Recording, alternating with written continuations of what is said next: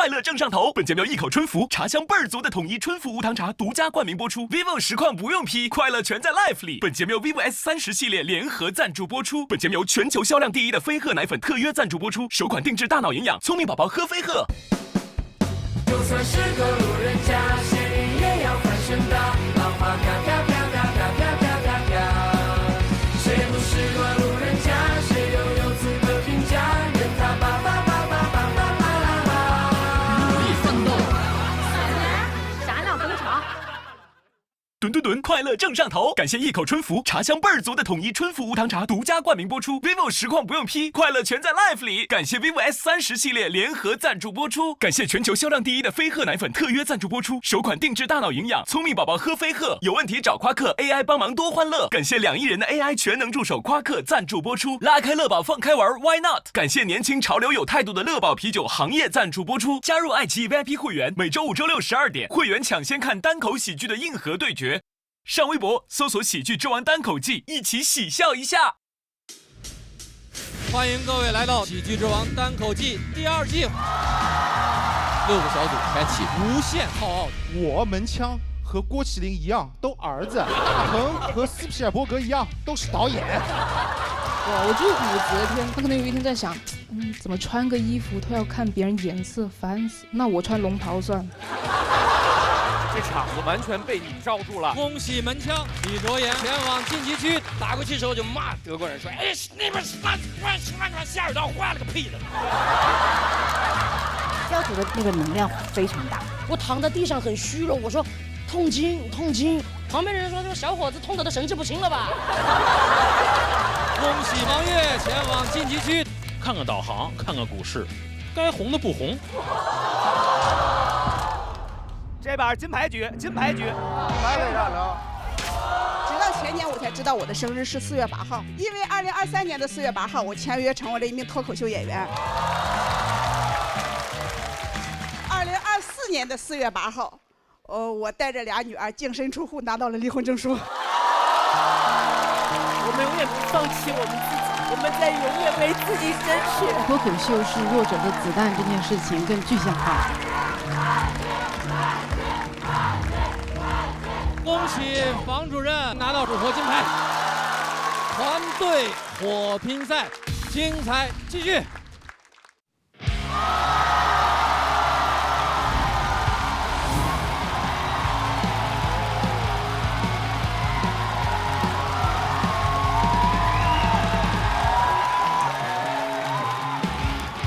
欢迎大家回到统一春福喜剧之王单口季第2季。第1赛段，团队火拼赛，精彩继续。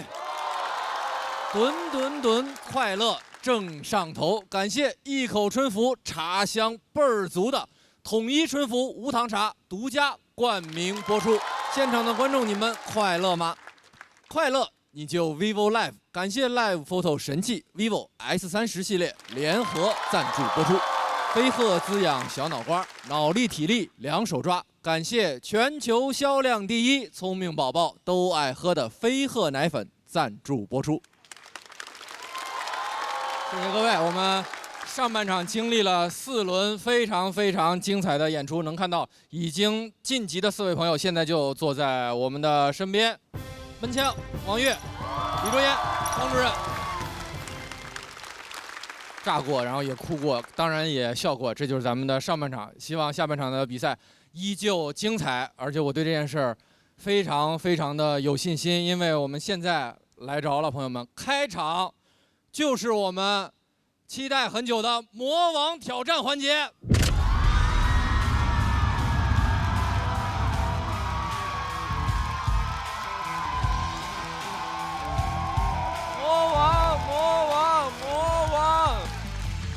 我知道今年的赛制之后，我今年挑战魔王其实比去年会有压力，因为它有个 bonus， 就是有一个额外的，你可以让队里多一个晋级名额。因为打魔王确实说实话挑战很大，你要么就是一战成名，要么你有可能就是接不好，那个真的很考验人心态的。魔王挑战马上就要来了，我们去年喜剧之王单口季的冠军付航即丽江下场表演，去年他就是在这个时刻用 passion 击败了周奇墨。掌声有请付航。我们都生活在下水道里，但是仍有人仰望星空。恭喜付航成为2024喜剧之王单口季的年度总冠军。我说您说那不是激情，您说那是passion，动物必须高级。那我宁愿当猴，谢谢。不管你出身、学历、家庭背景，只要你敢勇敢的做自己，就总有人会爱你。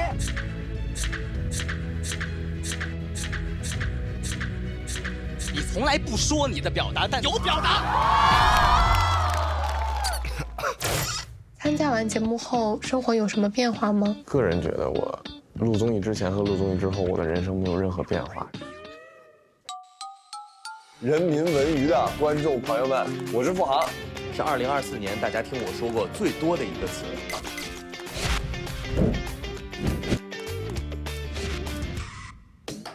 我就是一个民间艺人，您高看我一眼，我就是民间艺人；你低看我一眼，我就是一个小傻瓜。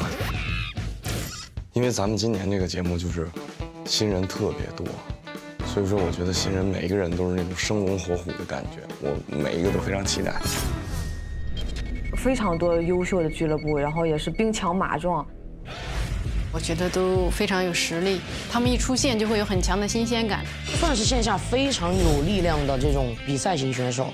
一浪推一浪，哇，后浪把前浪拍死在沙滩上。第一季4个魔王上来全军覆没，非常期待新人们打魔王。我非常期待看到这种黑马打破老大王的这个戏码。付航，哎，该有人碰碰你了吧？啊，当然了，我特别开心能回到这个舞台，我完完全全就是来跟大家分享一些我觉得很有意思的事儿，然后喜欢的观众朋友们如果能获得一点的开心，我就非常知足。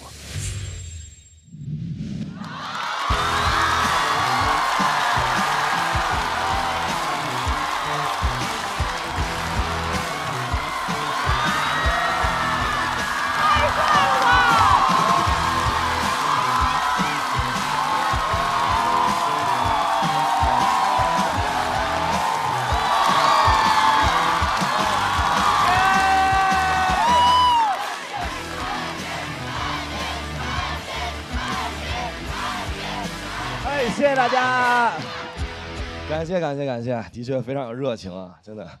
去年录完节目之后呢，别人看见我也不管我说什么猴啊什么之类的，他们看见我都会喊一句话，就喊。这些呢是一些比较让我开心的转变，还有一些是让我感觉比较尴尬的。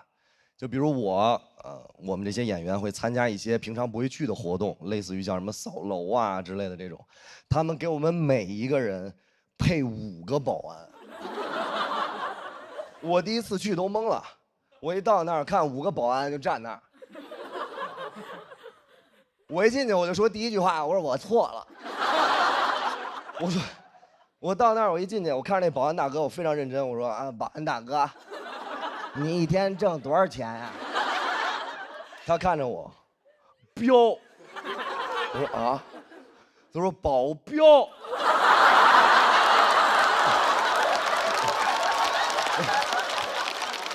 哇，了解。那大哥，请问你这个保安跟保镖有什么区别呢？他说保镖啊是啪，啊，保安是我说好。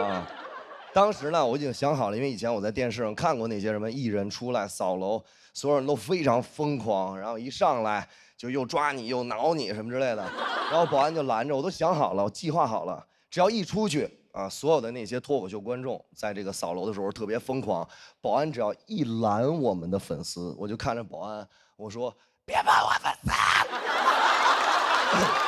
别骂我粉丝，别骂我粉丝好吗？你动我粉丝翅膀，我必回你天堂。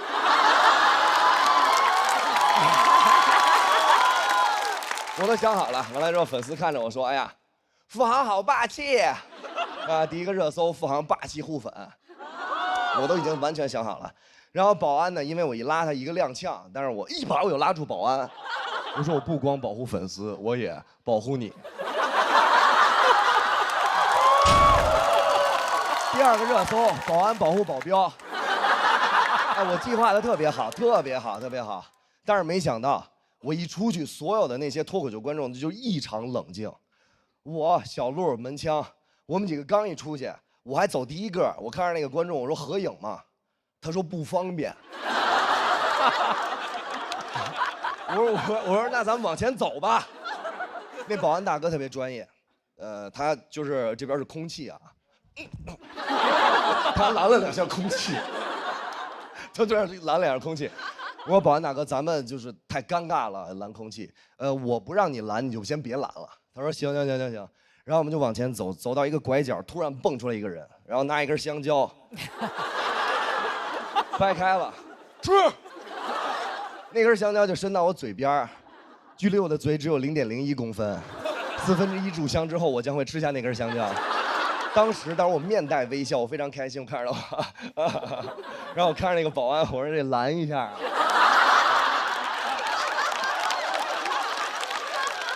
我给拦一下啊！那保安哦，知道了，富豪不许吃香蕉啊！我说拦他。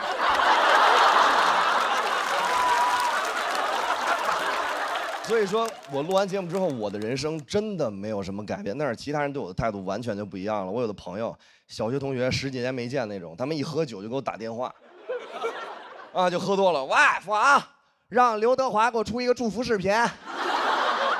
我说我不认识刘德华，他就跟我说，哎，我在酒局上，我那个，哎，帮我圆一下。我说行吧，我说实在行，我行，那我把电话给华哥。然后我说啊，华哥给你电话。然后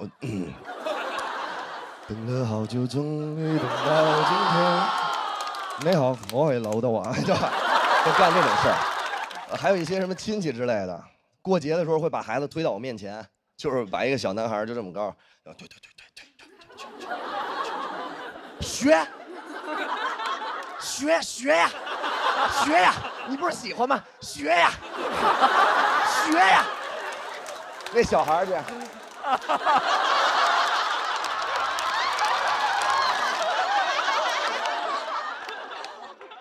拍身。不是，行了，别拍着。你喜不喜欢？你说实话，孩子，你喜不喜欢？我也不知道，我不知道自己适合什么。我一想，真的是，其实我们很多人，我其实从小到现在，我真的不知道自己特别适合什么。小的时候就是什么流行学什么，我是一个数学的纯学渣，就是100以内的加减法我得算2、3分钟，就是空算，但我不是智障啊。那个女孩看出来了。其实呢，我数学这么差，但是那时候特别流行一个叫速算的补课班，我不知道大家知不知道。啊，对，在大街上有发小广告的那种，就是过来就说，哎，家长，你的儿子是速算天才，愿意来上一节体验课吗？我爸说不去。是免费的，那不早说。就带着我就去了。我第一次去上那个速算体验课，我永远忘不了。速算就是老师出一个非常难的题，特别难，几千加几千乘以10几，然后孩子呢不拿纸算，也不拿脑子算，拿手算，然后嘴里还嘟囔着，算起来就是哎这。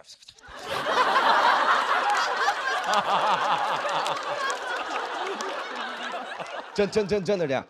我当时第一次被我爸带过去，我在门口看，一排小朋友就跟那儿。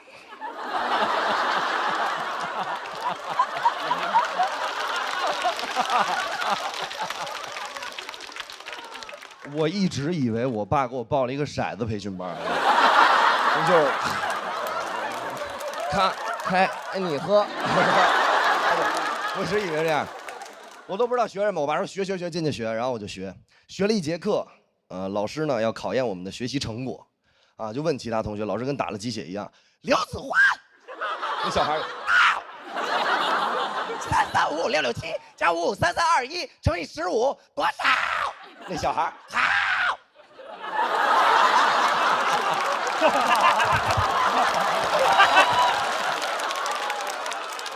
3355114455331545。好，宝贝儿，请坐。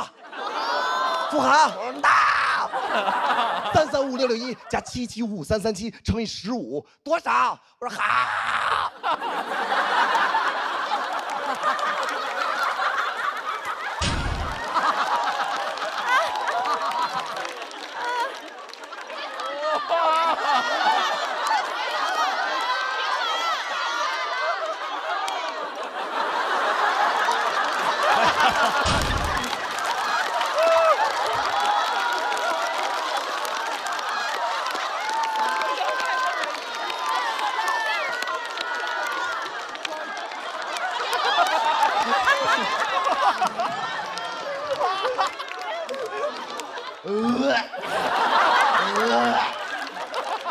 老师说别让孩子算，再给孩子算死了。所有同学就过来拦我，我说别了，不算呢。当时同学走了，老师都走了，我还算呢。我一直算，因为我一直知道，我从小就知道，只要我没给出答案之前，没人能评判我的对错。后面还有一句话，就像我的人生一样。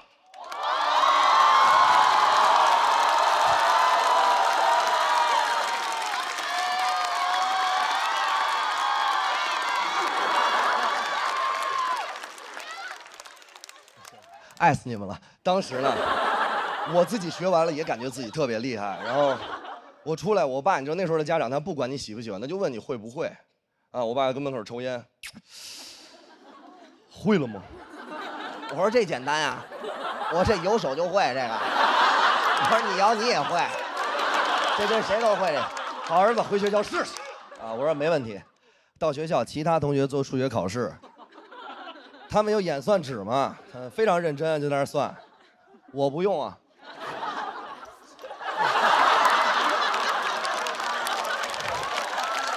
我就这么算，同学看我，老师我害怕。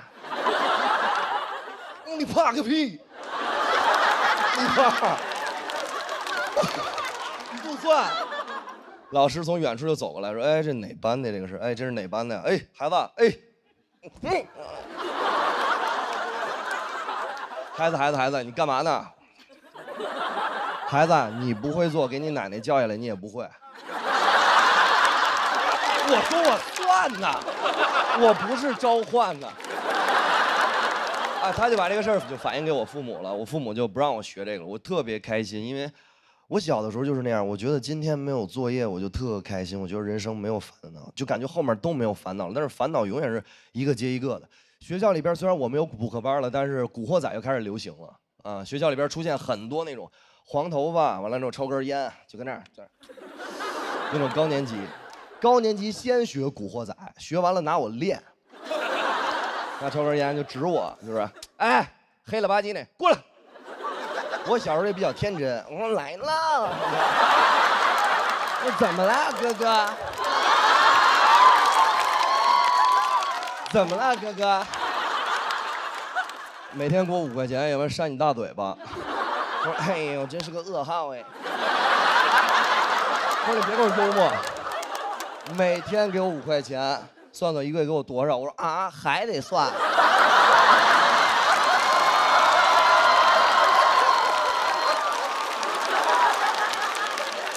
他说：“你是 dancer 吗？”我说：“不是。”他说：“你这支舞是献给我的吗？”我说：“不是，我这支舞是献给所有的观众朋友们，还有包括这些参赛的朋友们，因为我自己内心里真的觉得，什么天赋啊，什么魔王、大王都是障眼法，我们要做的是打碎这一切。”谢谢，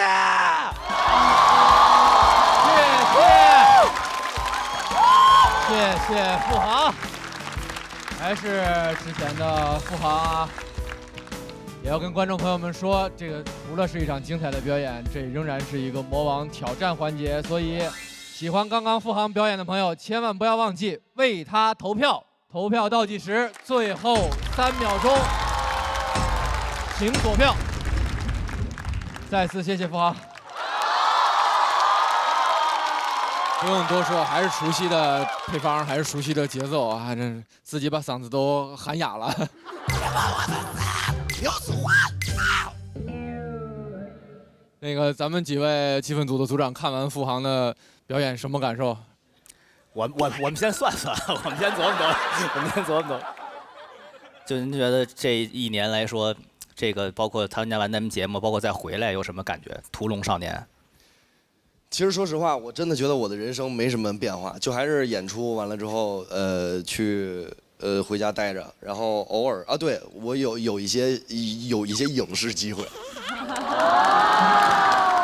当然就要感谢咱们的大鹏导演，完了之后那个在《长安的荔枝》里边邀请我演了一个角色，然后还有一些影视机会，然后我可能现在有的时候也在拍一些其他的戏，比如说是《浪浪人生》，还有一个电视剧，然后我也一直在拍。除了这些，没有什么太大的变化。然后我回到这个舞台，就是感觉到，今年的所有的这些新的朋友们都太厉害了，真的，的确是，发自内心的。我刚问到大鹏导演了吗？除了在这工作上有合作，我听说您也之前去看了付航的剧场的演出，是吗？是，场面特别火爆。就我去的那一场，我是在很靠边的位置，因为也都没有那么多的票了。然后很多外地的朋友们来北京打卡，把付航当成一个景点一样，小宠物。事实上，邀请付航那会儿呢，咱们这个节目在去年还在进行中。当时就觉得他是一个特别有魅力的一个演员，然后就尝试吧，说能不能演一个角色，希望你首先给这个角色起一个名字吧，因为我们他要变成一个具体的人，他不能叫汉子，你起一个名字吧。付航，你起的名字是小白。我们一宿一宿的拍，有一天连续拍了3个通宵啊，那个没喊苦没喊累，是因为已经喊不出声了，对吧？不是，主要是不能让导演听见。没有，开玩笑。群演们一看到付航呢，他们整个人都已经就崩溃了，觉得特别喜悦，所以付航还是可以守得住他最踏实的这个本分。今天一出场还愿意这么演，我觉得真的太厉害了。没有，真没有。鹏哥非常看得起我们这些喜剧演员，包括有一些喜人的演员之类的，鹏哥都会给我们机会。然后他特别喜欢认识这种年轻人，但是其实我真没您想的这么好，我真就是一民间艺人，实话实说。对，不用鼓掌，咱们这不是开会是吧？我跟你说，真是一民间艺人，那大哥。轻松点，双向奔赴了。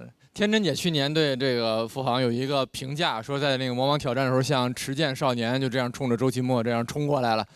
今年也这个变成魔王了。我去年去那个付航的剧场看了他的线下，就觉得很开心，然后也真实的感受到他跟观众互动是一种什么样的状态，就是很可惜节目里呈现不了。可以呈现，来。好，就你。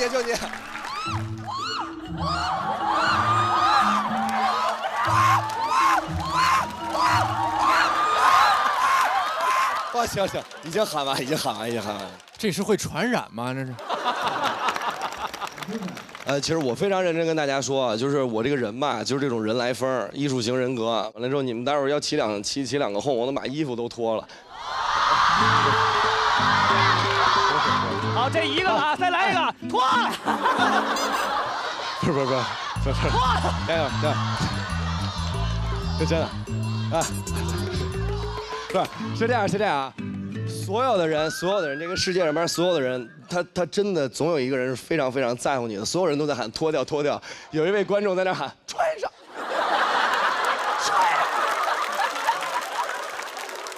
对，我相信这个在付航后边演出一定是一件非常有难度的事情。所以说，不管我演成什么样，然后我希望大家能拿出我10倍的热情和激情，迎接后面的那些更好的朋友们，然后给他们足够热烈的激情和掌声，好不好？非常感谢你们，一定要帮我。完了之后，谢谢大家，谢谢付航。我为什么去年这么喜欢付航？付航里头不是没有口号，他不是说没有这种中心思想，但是他的中心思想他从来不拿嘴说呀。他是把它放在故事里让你悟啊，你悟得出来你就悟了，悟不出来你就觉得我这是一个好玩的故事。你看，就是他能应对不同的观众。我觉得这次的表演是一个封神的表演，它已经是有标志的，比如说 passion 啊，然后香蕉，这些都是第一季的节目积累的。但是他通过这个表演，他还有新的关键词出现，我觉得这个实在是太厉害了，大受震撼。今天我一天都在大受震撼。我觉得现在来说，除了付航，我还没有见过有个谁敢用甩手控20秒以上。这个东西是需要你，首先你极强的自信，以及你对你段子极强的把握，以及你对你观众、你的人格，所有的东西你必须都拿捏的面面俱到的时候，你才敢在这甩30秒。那个穿透力，我的同事们在楼上休息室都能感受到，就是从棚里穿上去。然后付航就是他真的是一个尊重舞台的一个演员，其实他难受到整个过程他也是说不了什么话了。但是在台上，你把那个舞台交给他那一刻，哎呦，他下台那个，哎呀，我就觉得，啊。以前付航说他经常觉得生活有电影感，我当时看付航在台上的时候，我也是觉得就是像电影一样。他在台上真的是竭尽全力的在让观众开心。谢谢付航。我们赛制的挑战规则会有不同组别里的不同的演员来站出来挑战魔王。挑战魔王如果成功，就可以直接晋级，不限人数。且战胜魔王之后，分数最高的那一位演员会拿到付航所守护的这块金牌。这块金牌不仅将来自己可以多一条命，而且还会为自己的小组多争取到一个晋级的机会。基于挑战并存，付航今天的实力大家有目共睹。那么，到底是谁勇敢的要站出来挑战付航呢？请起立。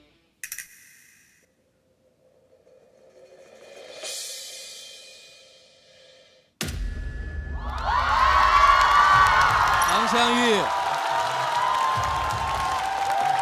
嘻哈和黑灯。哇！湘玉是去年我们的决赛10强选手，黑灯更是去年的季军，嘻哈也是今年来势汹汹的新人。而且各位能看得出来，我们演员分了6个小组，他们都是各自所在小组的组长，也就是他们是我们今年内投的前6名。这场表演注定非常精彩。第一个要出场的是谁呢？她是一个堂堂正正、一生要强的山东女人唐湘玉。还在桌上就有饭吃，我不光要3菜，我还要1汤。我以前无法想象这个事儿。我的主打秀现在是50多场大剧院，甚至能到2000人，而且场场爆满的。山东还有全国的朋友们，大家好，我是唐湘玉，先给大家拜年了。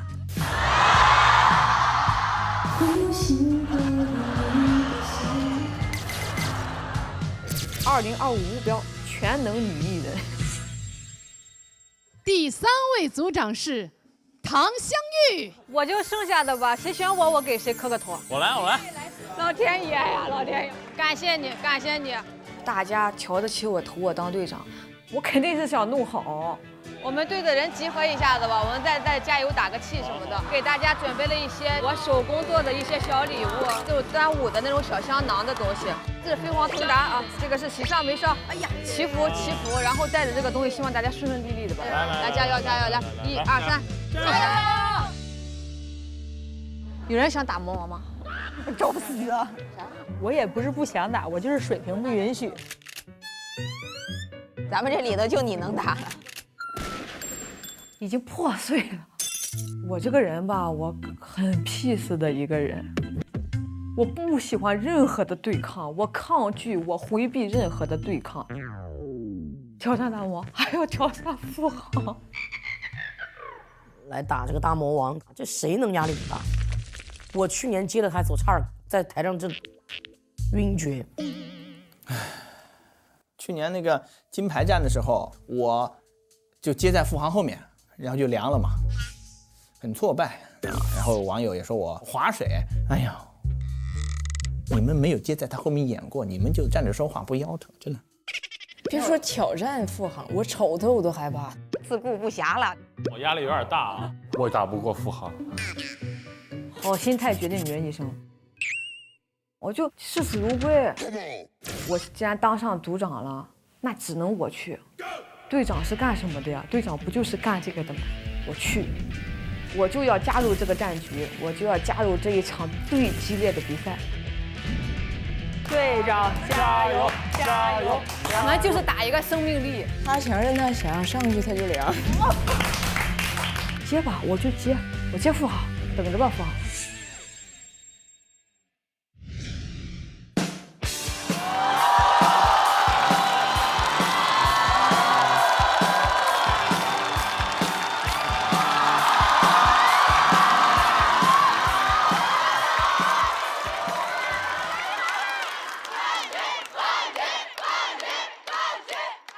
那你给我等着吧。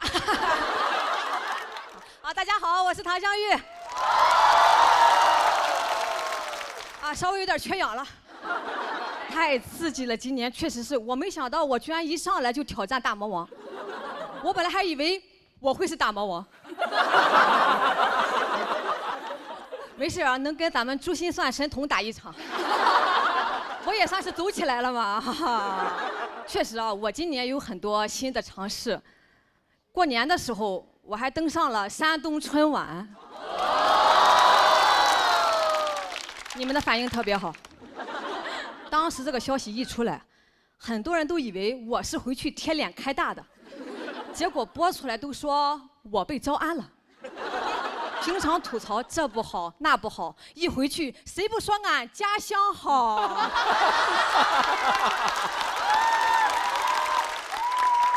上春晚我家里特别重视，我爸说这是荣誉，必须去。去之前给我下了死命令，不许说山东不好。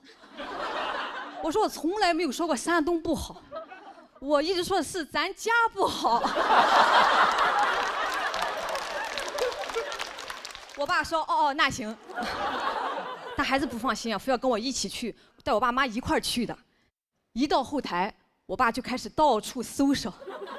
到处社交，给人家发烟。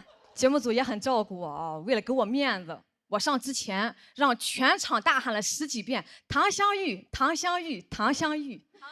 不用，就这么尴尬。一个搬道具的大叔从旁边走过去，说：“谁是唐湘玉？咋还不来呢？”我说：“刚刚是谁给你发的烟呀？”他说：“那个老头就是唐湘玉啊。”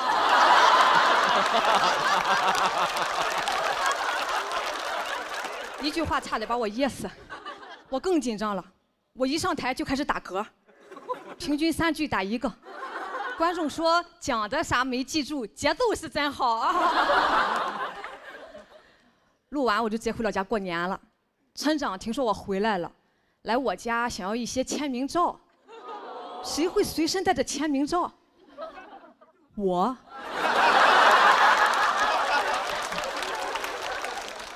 但我在路上就已经发完了。年底照相馆也不开，去打印店印了一些纸的。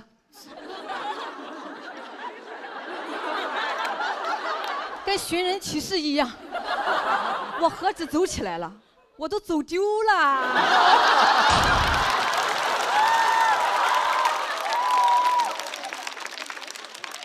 去年我在节目上讲了很多催婚的段子，还记得吧？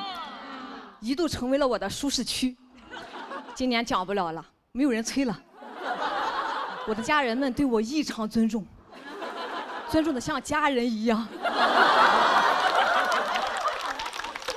尊重到毫无素材，我都得引导。我大娘问我20几了，我说31了。她说31了，我心想快说我，快说我。她说31，好。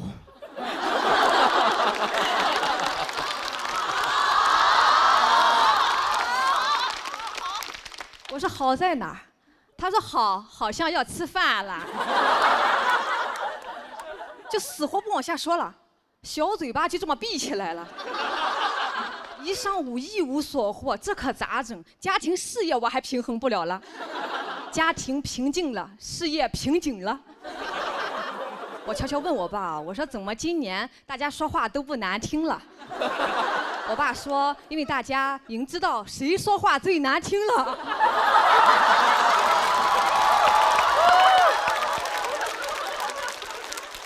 很多亲戚他是刷短视频看的我，短视频剪得稀碎，有些连梗都剪掉了，只留着我骂人的部分。所以有些亲戚他不知道我是在说脱口秀，单纯以为我疯了。我也没想到我一发疯，大家都正常了。吃饭之前，我大爷就我们家族现在权力最高的人，亲自过来问我。你上哪一桌？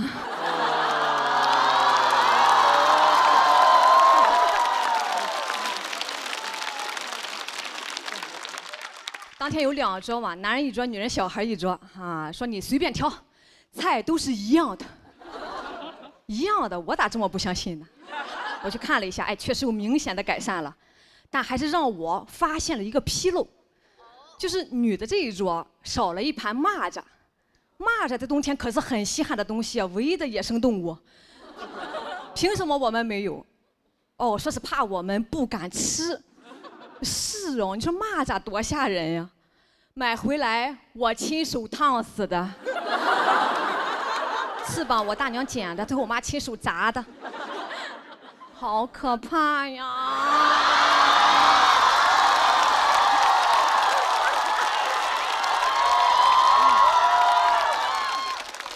我们只敢做，不敢吃啊！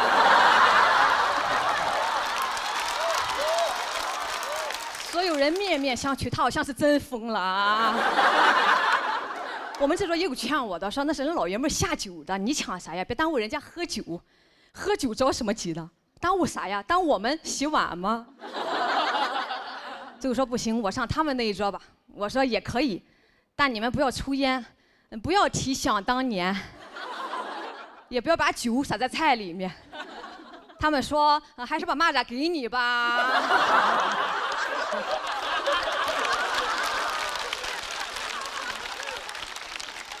所以今年呢也没啥啊，没有什么翻天覆地的变化，就是吃上了蚂蚱。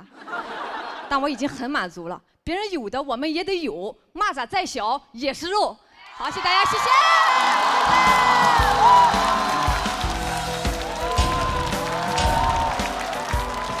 谢谢唐湘玉。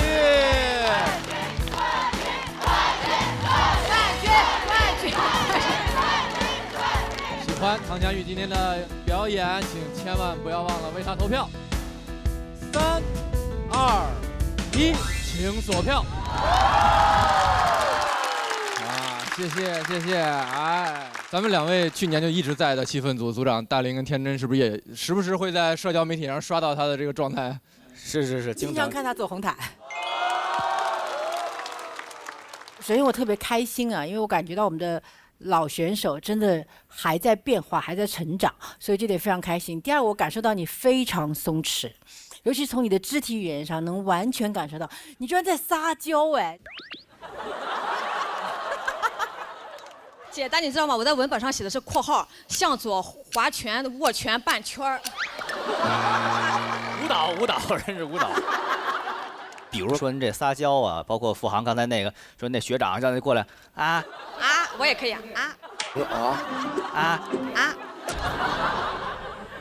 对，你看，我就发现，当咱们把语言和思想这东西玩到极致之后，你还想再丰富你的表演，一定要再加入这些个这个形体啊，包括你像杨丽后来学唱歌，我觉得都是因为这个，就是我们要学各种各样的技能来丰富自己的表演。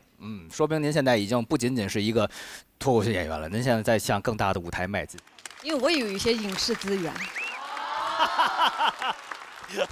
是这样的，郭老师，我跟你想的一模一样啊，一模一样。他特别懂我，就是，我是希望我是跟我去年的我自己比，跟我以前的我自己比，我把我设计的那些我想让大家看到我成长那些呈现也好呀，什么小肢体也好，我以前不就这样吗？只能这样，而且我只能往下看，我不敢看那边啊，我现在变了。我想跟我去年的比，我有进步就好了。对，就今天比昨天好，那就是进步。别管进步多么微小，咱都是普通女孩，都慢慢来呗。然后还有之前我跟天真姐有一次对话，就是你特别希望我走出那些困境嘛。我知道我去年主要是在讲述这些困境，想让大家知道我们在经历什么。你得先看到我们在经历这些，对吧？我今年让大家看到的是可以走出来，是可以走出来的哦。可以的，就是我先清除眼前那些障碍，咱们就往前走了，是可以的，是可以的。我可以，你们也可以。特别好。我觉得你好看。这么朴素的评价，那可能是因为做了医美吧。就觉得有一些变化说不出来他可能是因为他自信养成，就大家给予你力量，然后你感受到这个力量，你自己变得更强大。因为我是叫飞行嘉宾，我就只来这2集，挺遗憾的。我想老来，因为我觉得到最后有机会产生一个女性的冠军，喜剧之王，真的很强。包括已经晋级的各位，包括还没有登场的我很期待的，我特别期待史岩，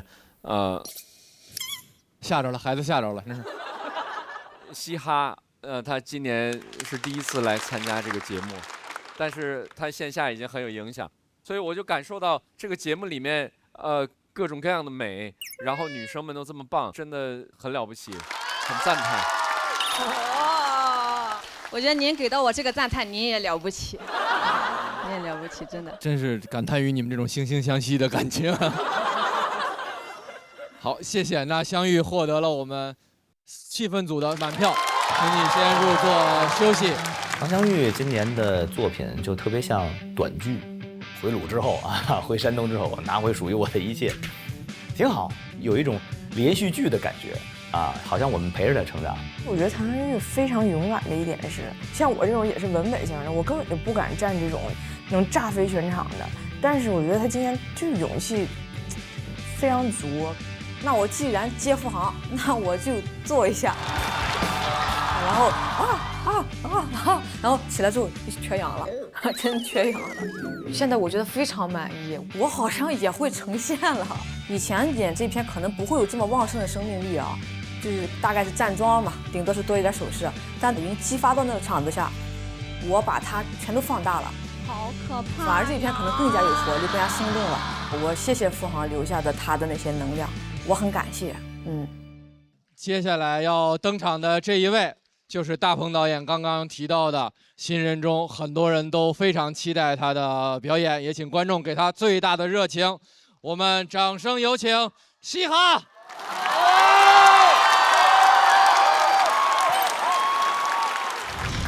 大家好，我是嘻哈，是一名线下单口演员加即兴演员加民航从业者。嘻哈还是线下这2年非常有讨论度的一个演员，在同一天之内，一个城市连开2场售罄的，这是非常厉害的。就有很多的脱口秀演员，大家就慕名而去，口口相传。第4位组长，嘻哈。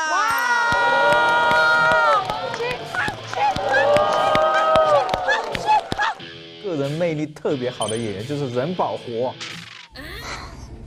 什么意思？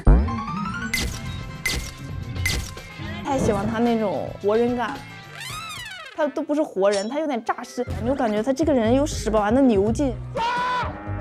我真的建议所有女生，当你觉得人生有点没劲儿，你就去听他的，比那个喝养生液都好用，立马就炸，身板里头的能量就咔往出出。可能是因为自己原来练体育的原因吧，我觉得跟跑得快的人走一走，他会把你的成绩带得更好。我唯一能控制的就是拿我自己最好的状态去跟付航比一比。我为嘻哈真的捏了一把大汗，我非常担心他。这种担心是巨大的未知感，你不知道一个你这么欣赏的演员，把他从线下搬到线上来，到底能不能适应比赛的节奏，观众能不能支持他，他自己能不能自洽，这几个在我心里面真的全是问号。调整好心态，积极的面对，然后把自己最真诚的一面给大家看就可以了。加油，嘻哈，可以的。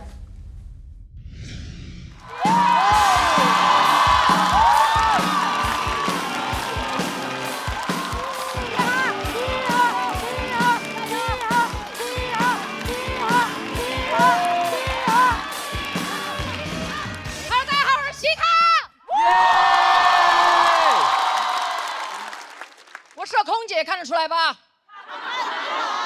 好，这都不算什么。我刚开始讲单口的时候，我是那一组唯一一个女演员。那个时候主持人介绍我说，接下来上场的是位女演员。观众说啊，主持人说没对，垫了一句，她还是个空姐。观众啊，我一上场，观众啊，其中有个大哥噌的一下站起来。看过，这个婆娘一看就是春秋航空的。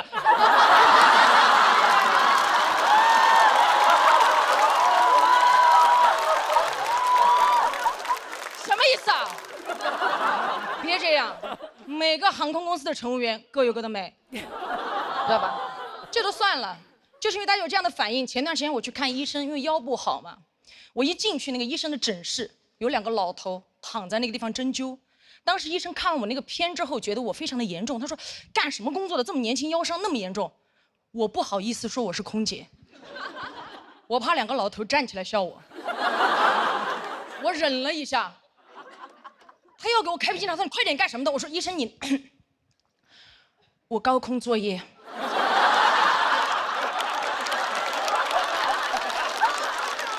我刚刚一说完，医生手上的笔都放下了。天哪！哎，看到没有？高空作业，妹妹。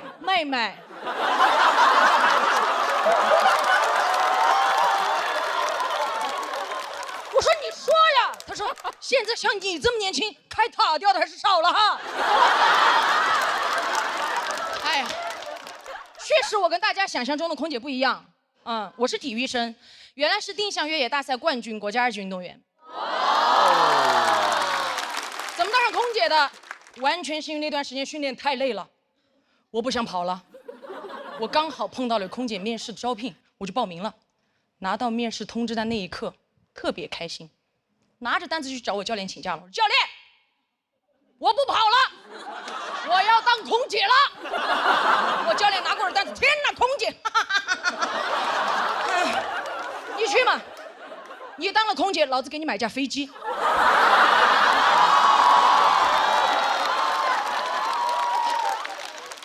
当天面试的时候，我分到的那一组堪称当天面试的死亡之组。什么意思？条件太好了，因为我们那天所有人都分成7个人一组，最多就是7选2，有些甚至一组全部淘汰掉。我一进去我们那一组，不要说7选2了，我进去我都选了4个了。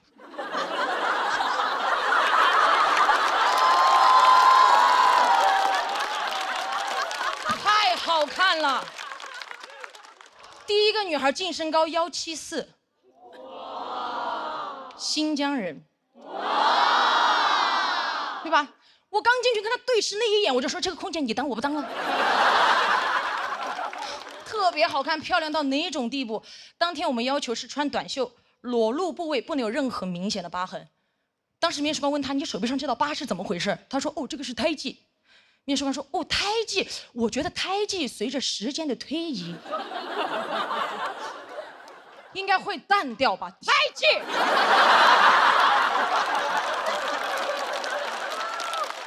随着时间的推移淡掉，他在想什么？又不是爱情。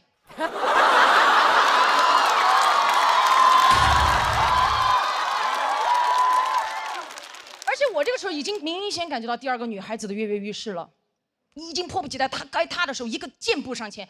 老师好，我是2号，身高171，特长拉丁，咵，他就甩了一个胯出去，就这么快，这个胯都感觉甩到了对面3位面试官的桌子上放着了。目光如炬盯着对面的面试官，好像在说：“你们不给我过这个胯，我就收不回来哦。”面试官哪里见到过速度这么快的胯，对吧？他说：“哦，挺不错的，挺不错的。那个同学可以到旁边冷静一下吗？我们后面毕竟还有那么多选手。”他说：“可以啊。”他这样送着胯就到旁边去了，好灵活。太优秀了！到我的时候，我已经明显感觉到，因为可能是面试官已经看到了太多条件非常优秀的女孩了，到我这已经明显没有什么耐心了。我刚刚上前一步准备开口的时候，他直接打断了我说：“等一下，你基本条件我们已经看了，就不要浪费大家的时间了。你有没有什么特长？”我觉得他一点都不尊重我。我当时冷笑，我说：“特长，哼，这个地方不够我起跑。”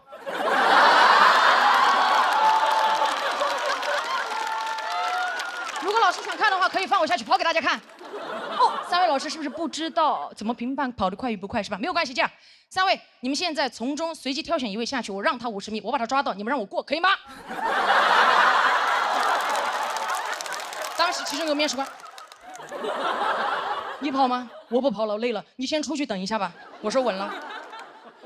过了一会儿出来通知我过了，我说过了。我就问老师，我说老师啊，我究竟是哪方面勾引了你们3位选择了我？老师说：“哦，我们今天面试了1天了，确实没有看到过跑得快的空姐。”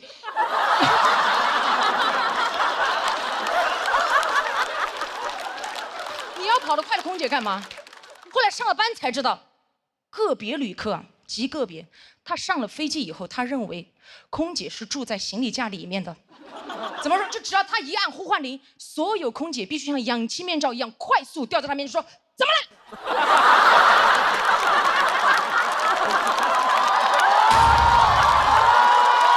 对吧？有一次我还在工作间准备，突然呼唤铃就响了。你们也知道，练体育的听不了发令枪。我当时一下冲去在他面前，怎么了，旅客？好快！我开心极了，觉得自己的特长有了用武之地。转过头看了一眼我同事在门口胯只甩了一半。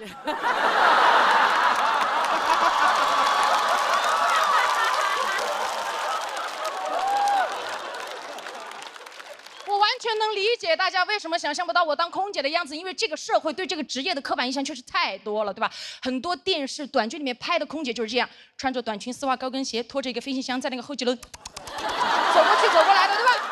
都是这样，完全不是这样的。而且我当了空姐之后，非常不能理解，为什么我们在那么复杂的高空环境下工作，还要穿短裙、丝袜、高跟鞋，就不能穿裤子吗？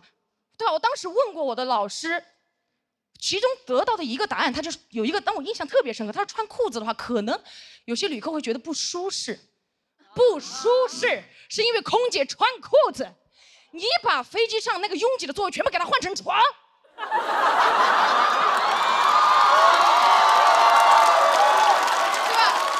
哪怕空姐穿着盔甲站在他面前，他都不会觉得不舒适。睡着了看不见，巴卡巴卡，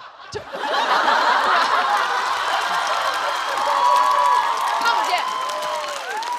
而且丝袜这个东西真的很不方便，真的，在这个职业里，我不知道它的作用在哪里。从舒适度和安全的角度来讲，都达不到，不保暖还吊裆，穿过的都知道，对吧？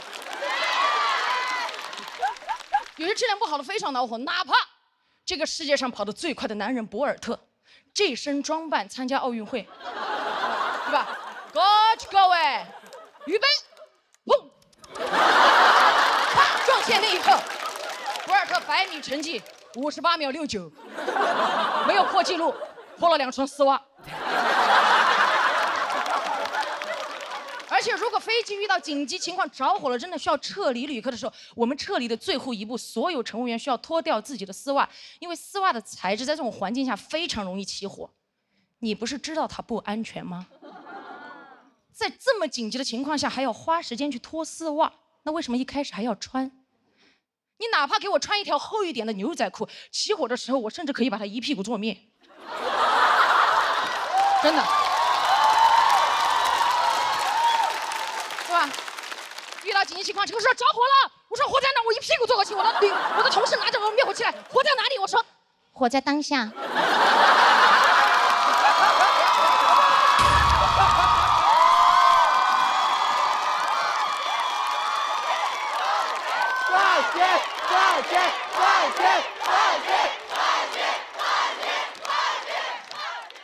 所以真的对吧？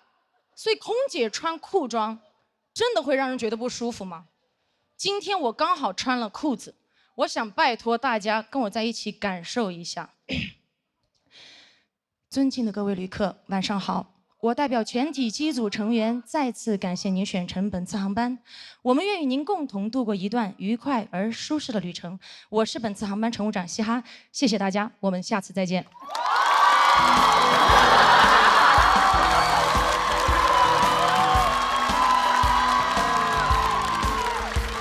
谢谢。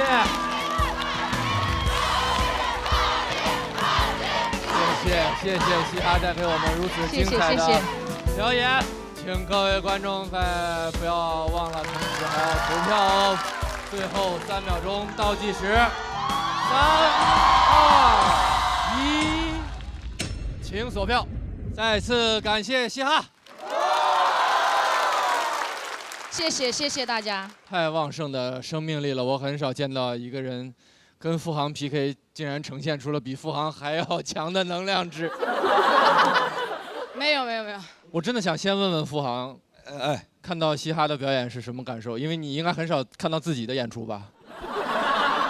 因为其实王悦去年一直在说，是的，就是他的好朋友嘻哈，好朋友嘻哈，好朋友嘻哈。因为我跟王悦关系非常的好，所以说我就一直特别听说了，所以我今天来找你了。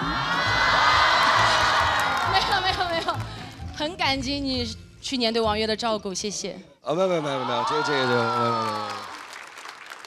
我现在就只有4个字，就是嘻哈冲呀！谢谢。嘻哈，其实他的表现力什么，我觉得大家都完全都看到心里去了哈。我跟嘻哈认识其实比王悦还早，然后这人物关系现在好复杂。对。对，然后去年王悦来节目，认识了王悦之后，我才知道他俩是非常好的朋友。再到之后了解了他们更多的事情，我觉得嘻哈他就一直都是像一个女侠一样，她不仅在保护王悦，她在保护所有她视线范围内她能保护的人。之前她有一个事情上了热搜，就是她在飞机上，她保护了另一个空姐，是那个事情可能大家要不，因为我是旅客的身份无所谓。是那天是我跟王悦从北京喜欢俱乐部演完出回来，然后我那个时候终于可以当旅客了。我们那个时候坐的另外一家航空公司，那个通道堵了，我们发现那个女孩被一个旅客在有意的刁难，她也不是特别坏，她说你把这个箱子给我放上去。当天那个飞机的行李架非常高，那女孩举起来会非常困难。她说你能不能帮我搭一把手？其实那男的也不说不搭，但他说了一句风凉话，他说你这个都举不上去，你们不是干这个的吗？我当时特别生气。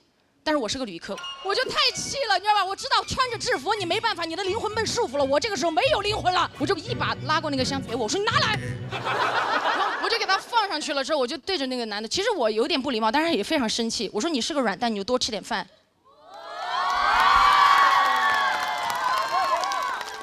非常不礼貌，所以我后来反思了一下自己，所以下飞机的时候我就问他，我说要我帮你拿吗？他说不用了。就这样一个事情，然后就小小的上了一下热搜，但我觉得是应该的，因为那个事情过了不多久，中国民航局就颁发了一个条例，就是乘务员再也没有义务帮助一些没有必要，比如说除非老弱病残孕的乘客，没有必要再帮他们放行李了。我觉得有些规则就是应该出来改变，不合时宜就应该改变。像唐姐刚刚说的，我们不仅可以自己走出困境，我们可以帮更多人再次走出困境。谢谢。我们在后台也看了嘻哈和王悦，确实是形影不离的好朋友。他的第一场演出比我们期待的还要好，是不是？其实我也不知道他第一期讲什么，因为他这段时间一直在忙他家里面的事情，所以今天他这个内容我也是第一次听，其实。然后我刚才一直在旁边有点捏把汗嘛，但是他上台第一句话我就觉得太稳，真的，你就应该被更多的人看见，真的。谢谢王悦，谢谢嘻哈。嘻哈虽然是第一年出现在节目的舞台之上，但嘻哈的线下专场、剧场专场，我相信很多朋友都看过。茁壮就像他表现出来的生命力一样，他的专场叫茁壮。9.5分是掉了1分吗？正常。掉了0.1分，仍然是全行业评分最高的专场。谢谢。我是第一次见到嘻哈，非常惊艳。谢谢。就是你表现出来的巨大的爆发力和能量，就你可以完全你一上场，你一开口就带动所有的氛围。然后去年我觉得，付航比较像一个执剑少年，我今年觉得你就是有这种女侠风范。我能感受到你对生命的热爱和对女性的支持。我希望今天你这段演出播出去之后，不管在任何工作岗位上，对女性来说，穿裙子应该是一种选择，而不是一种必须。是，我特别希望能站到台上来，用这样的身份说一件事情。为什么我会比较固执的希望大家能够，哪怕这个行业让我们自由选择都可以，不要强势。是因为2-3年前，我的好朋友，他是一个非常优秀的乘务长，他的飞机在飞到国外一个地方的时候，发动机着火，然后飞机非常紧急的落地之后，他在90秒之内成功的撤离了飞机上所有的旅客，没有任何一个人受伤，除了他。因为他当时是脱掉丝袜之后从滑梯上摔下来，然后因为没有丝袜的保护，他直接一个人膝盖腿全部烂完。当他4天之后从国外回来，我接到他的时候，他2个腿全是伤疤。我那个时候就在想，如果那个时候他有一条裤子，他就不会这个样子站在这个地方。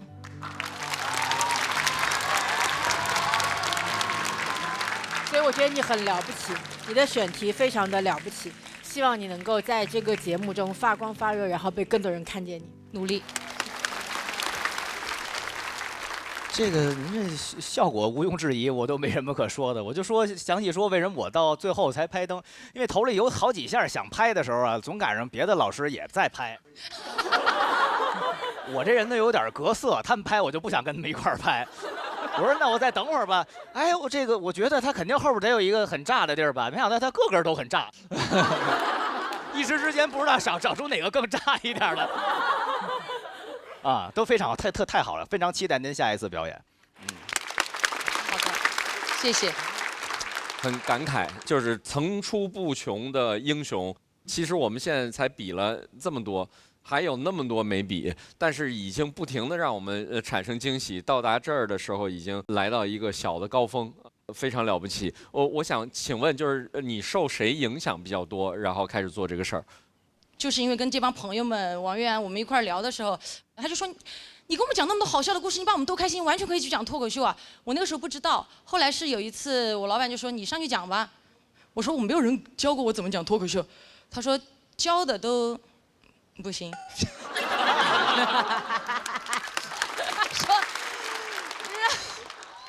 他说你自己上去试吧，我说那我就试一试呗，然后我就上来讲单口，那个时候还不叫我不知道这个就叫单口，因为所谓大家也会有很多所谓就是一些什么格式啊，一些什么，其实我到现在觉得我只是定义我自己是一个讲笑话的人。我作为一个脱口秀演员，我虽然跟嘻哈也是这次第一次见面，但是我特别喜欢你这个观点。总有人要告诉我们定义什么是脱口秀，什么是单口喜剧，但这世界上其实没有脱口秀，这世界上只有脱口秀演员。我们站在台上说什么，我们说的就是脱口秀。对，谢谢。因为我觉得单口演员应该多元化，就像电影一样，也会有很多喜剧片、恐怖片、惊悚片或者是纪录片，我们也应该有很多表达的方式，不一定拘泥于一种而已。谢谢。谢谢嘻哈，也谢谢所有演员为我们带来这些精彩纷呈的演出。嘻哈拿到了气氛组的满票，那请嘻哈暂时回到演员区休息。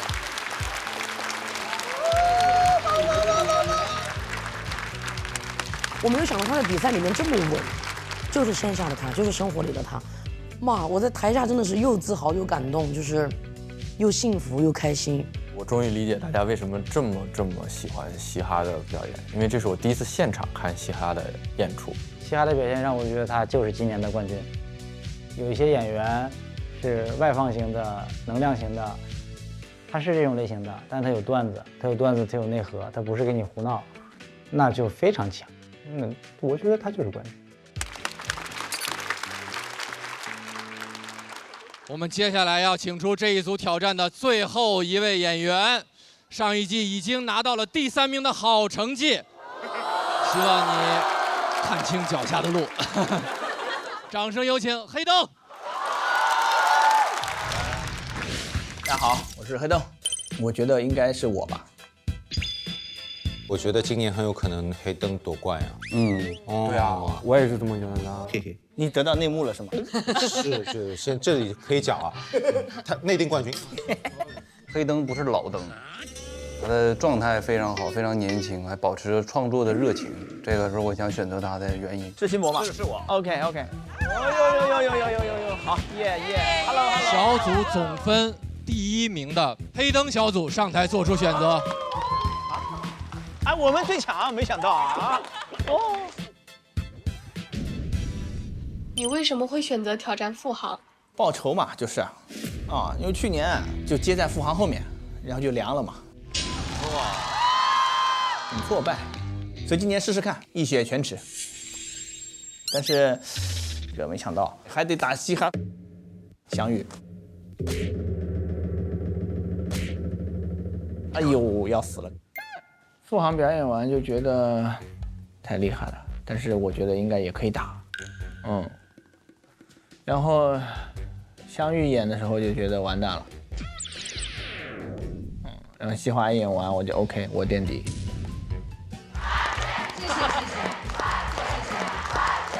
我完蛋了。看了我那个片之后，觉得我非常有用。我也分成7个人来做。我没什么办法了，我只能拿出最好的状态吧，比就完了。哎呀，看看能不能扳回一城，再把脸挣回来。这次看看，加油，努力奋斗，没问题。朋友们来给队长鼓掌！来，哇天！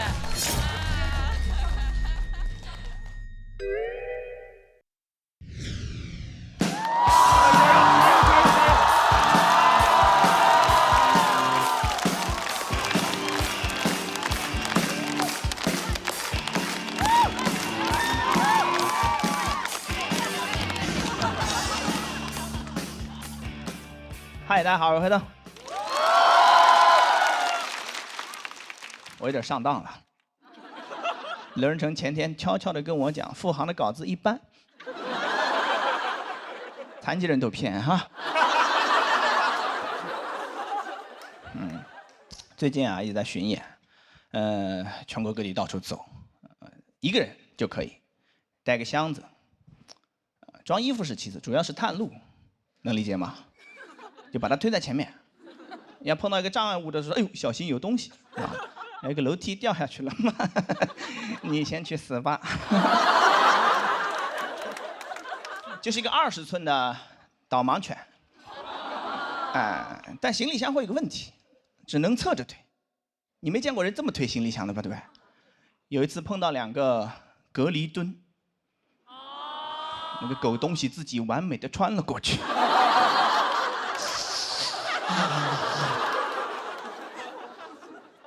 疼痛让人思考。我从那天开始想，有什么东西能替代行李箱，能推在正面的东西有吗？婴儿车。但婴儿车也会有个问题，你要推个空车的话，会不会显得有点变态呢？对吧？我说要不买个洋娃娃，不行，更变态。还是买了一个啊，刚需是吧？你得用啊，对吧？推了1天就打消了我全部的顾虑，根本没人会多看我一眼，觉得有病啊什么的，不会的，人家觉得很正常，这有啥的？一个丢了孩子的父亲。所以后来去陌生的地方就会推着婴儿车探路。去年夏天想到了这个天才创意，当时还接了个活儿，一个公益机构叫金盲杖，让我去给他们学生上课。他们是教那个视障学生怎么用那个盲杖独立出行。老师还问我愿意来吗？我们公益机构只能给你800块钱课时费。我说愿意 ，OK， 你不给钱我都会去的。这个活儿太好了，这是每一个打工人的梦中情活了。你们可能不知道，给盲人上课他不用做 PPT。想到这儿的时候，我都动了邪念了。我说黑灯大胆一点，是不是其实人都不用去？给他们放录音不就完了吗？录音第1句就说那个我最讨厌插嘴的学生。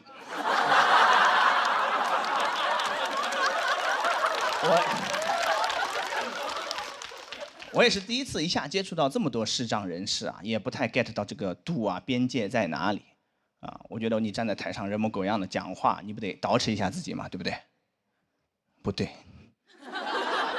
我到现场才反应过来，不对，捯饬啥呀？没人看你呀。早上还琢磨着穿什么衣服合适，不穿都合适。那个老师约好了，说到校门口来接我，华东师范大学。一到校门口，是吧？没人，那么残疾人也骗，是吧？打电话，他说你在校门口左边还是右边呀？我说我在左边。他说那你到右边来，我在右边等你。我就有点生气了，你知道我是盲人，你不来找我，你让我去，我没有发作，强忍着怒火，推动着婴儿车往右边去。到右边发现要死了，他也是个盲人。是我想当然了，他比我还严重一些，我还能看到一点，他一点都看不见，对吧？但是他有个盲杖，就自己这么敲，一边敲，哒哒哒哒哒，走得飞快。我说你走那么快干啥？你就那么忙啊你？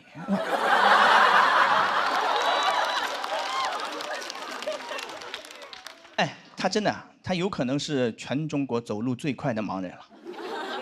盲人博尔特，还没穿丝袜那种。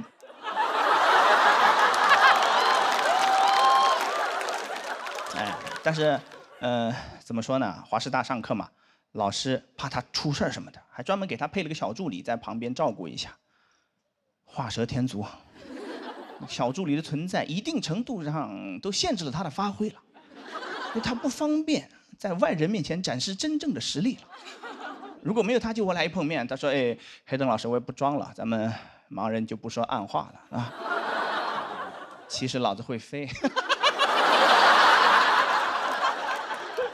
江南七怪，我不知道你听说过没有？飞天蝙蝠柯镇恶正是在下。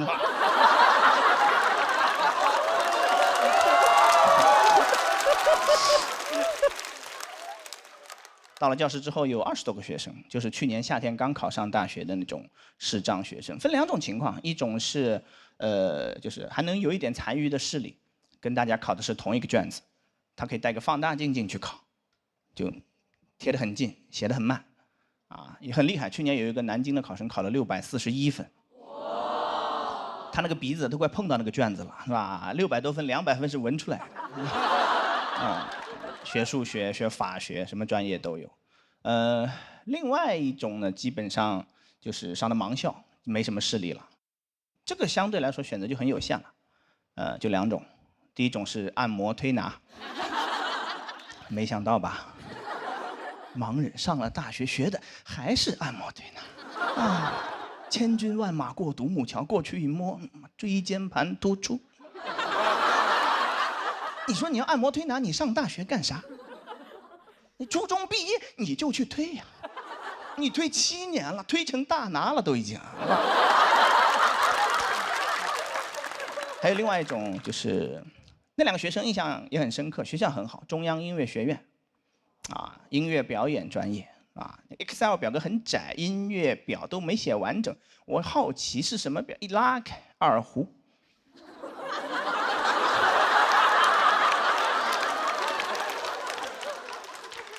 就看到二胡那一瞬间，我都扇自己。我说你刚才到底在期待什么？所有这些专业基本上也都是普通人设置的，他就大概想一想，一个人瞎了能干啥？脑子里一瞬间蹦出3个答案嘛：推拿、算命、拉二胡。啊，不是没有思考，对吧？他从3个里面精挑细选了2个，你来学，对不对？推拿、二胡，那有没有可能算命是最挣钱的呢，大哥？他们完全不了解，是吧？我这个段子说实话讲了很久了，啊，但是我中途一直没有觉得有什么问题。有一次讲到这儿，有个观众从黑暗中悠悠地传来一句，他说：“那我们学的专业，我们也不喜欢。”一瞬间感觉被雷劈了，我太狭隘了。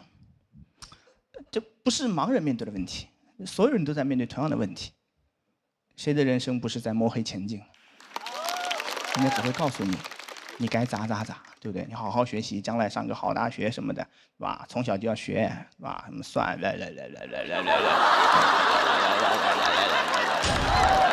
看见了，他看见了，不会在乎你愿不愿意，你想不想？你只有自己亲自去迈出这一步之后，你才会知道走错了，那真是个噩耗，是吧？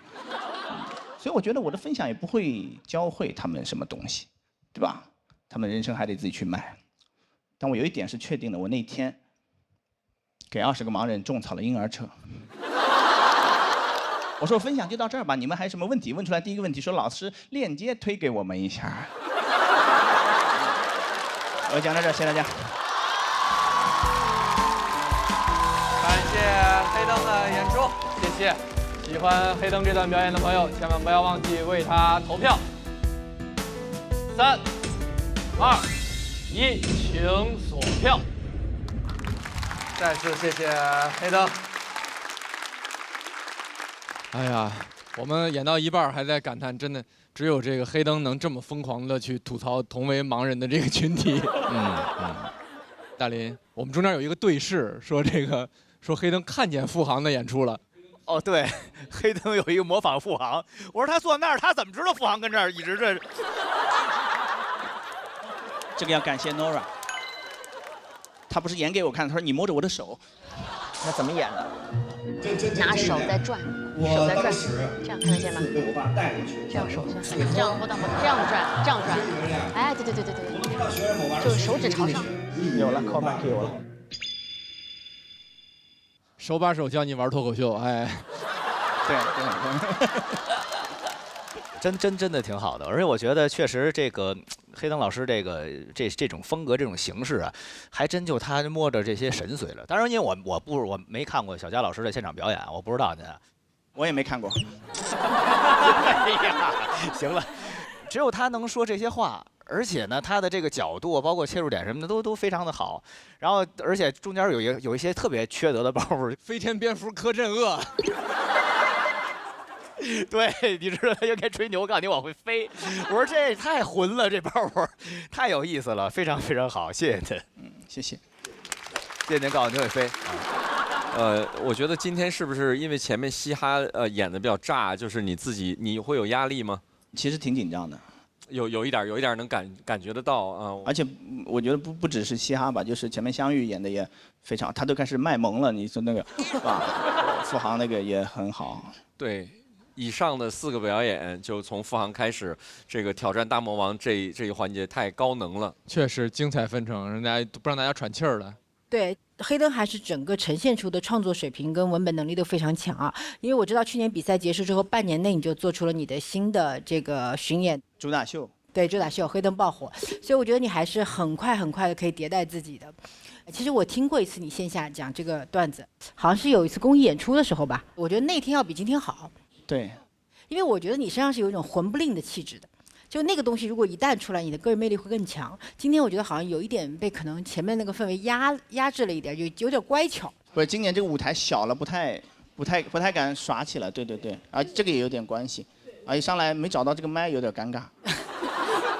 确实，黑灯的这个创作能力也是真的很厉害，而且去年还跟小佳一起做了一场演出，应该是在来风吧，做那个地狱笑话秀是吧？对，就是你俩谁的创意？我一直想问这个缺德的问题。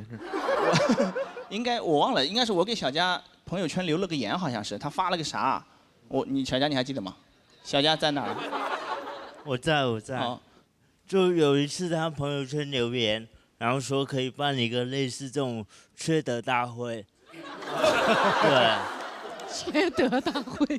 对，然后就开始筹备，然后没想到还真的缺德的人还挺多的。好想去看，是非常精彩的一组对决。我们看到黑灯拿到了气氛组的3票，谢谢。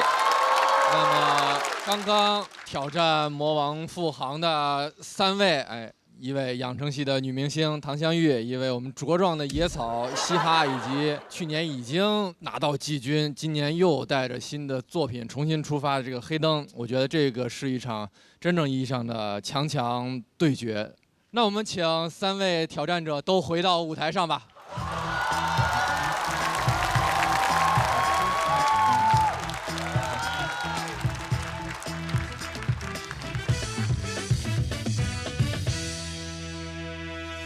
有没有人想做个预测？我觉得嘻哈第一。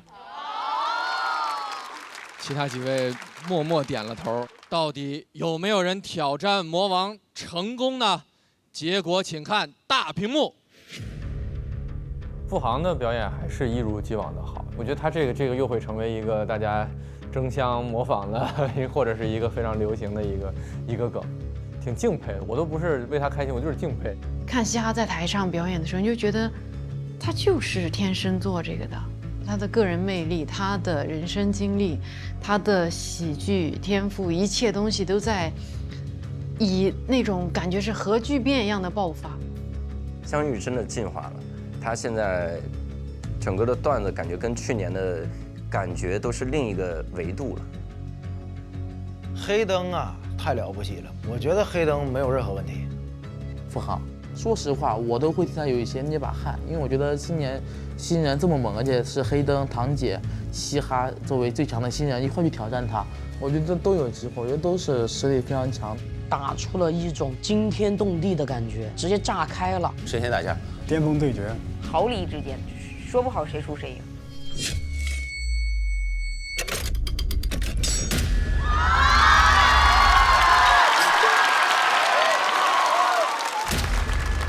恭喜嘻哈201票，挑战成功。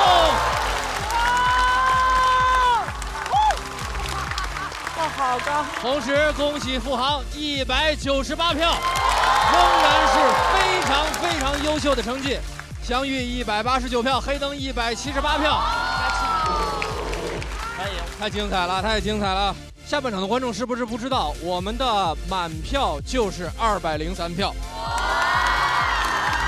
现场200位观众以及气氛组的组长一共只有203票。恭喜嘻哈拿到这次挑战的成功，也恭喜你是所有出场演员中目前票数最高的一位。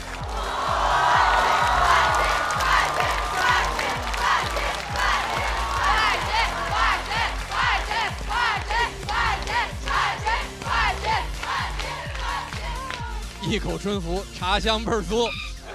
统一春福无糖茶，恭喜嘻哈获得复活金牌，同时为自己的队伍争取到了多一个晋级名额。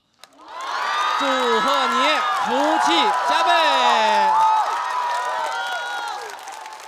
演完了，有一件事可以跟大家说了。付航一直不让我跟大家说，付航这几天一直都在发烧，刚刚从剧组连夜过来的，这个喊都喊不上去了。这个事儿还是跟大家很不容易，很不容易。我们掌声给所有的演员，很不容易，很不容易，真的。我知道他的表演有多么消耗体力，真是。那相遇和黑灯因为分数暂时没有我们的魔王高，虽然是非常优秀的成绩。那根据规则，2位要暂时进到待定区。离场之前有什么要跟各位朋友说的吗？哎，太好了，我刚刚有些话忘了说了，正好有这个淘汰的机会啊。没淘汰，很高了，比我去年好太多了。去年比完就哭了啊。首先谢谢我的队友们，你们选择了我，我尽力了。谢谢堂姐，谢谢堂姐。接下来我们加油啊！南瓜靠你了啊，靠你了。然后我要谢谢今天这个场上所有给我支持跟认同的观众们，你们滋养了我，谢谢你们。我现在能这么的舒服，能这么的打开自己，全是靠观众爱的滋养，是脱口秀的滋养，真的。我现在也演我主打秀也是大剧院了嘛，一进大剧院，哇，山呼海啸啊！那么多人喜欢我，我什么都好了。然后然后我还要谢谢付航，他帮我托付那几句，有了那几句话，我安心了很多。我上来我还可以尽情的模仿了他。还有就是那个位置有一位女魔王坐着，去年是我的丽姐，从这个节目开始把脱口秀还给所有人。今年是我的陆姐，只要有一女生坐在那儿，我心就安。然后没关系，后边再好好准备段子，肯定不会淘汰嘛。你淘汰了我后边还有好几篇呢，你怎么办？来，给你吧，给你。感谢我那个队员嘛，选择我，然后，我跟那个甜甜说，那个很快我拿完金牌你就能回来了。我们要标准。哦 ，OK。你不会被淘汰的。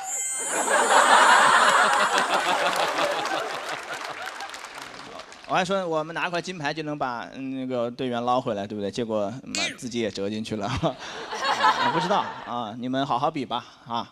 好吧，走吧，我们去看电视吧。看电视。好的，暂时进入待定区。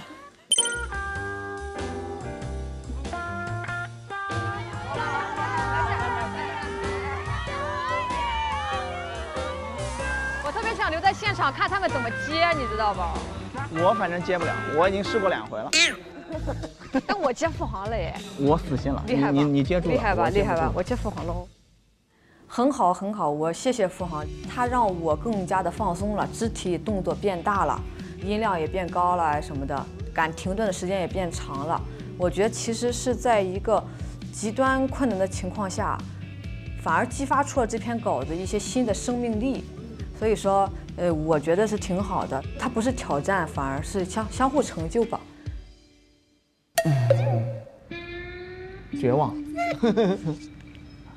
就是哎呦，不太满意吧？因为已经有过一次这样的感受了，那期就破碎了。然后这次，我其实比较害怕这个，但是说再挑战一次，结果上场之前又有点崩了，我完蛋了，有点失望。我再试一次吧，下次如果还有这样的机会的话，再试一次。再不行就算了。我们再次恭喜嘻哈挑战魔王成功，请付航把复活金牌交给嘻哈。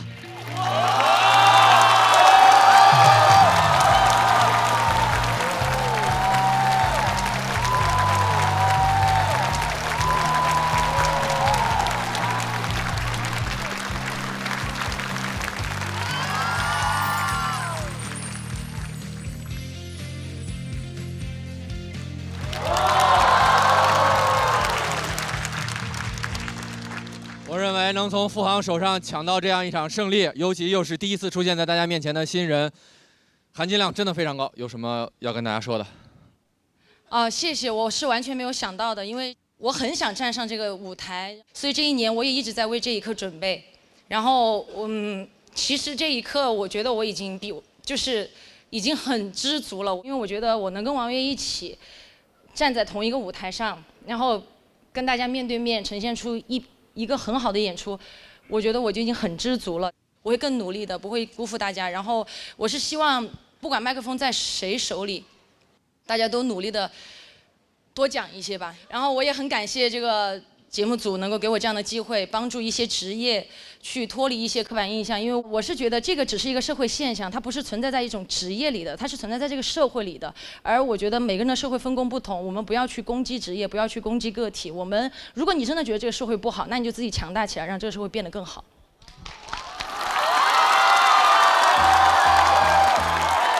谢谢，也恭喜强大的嘻哈茁壮的往下走吧，请前往晋级区。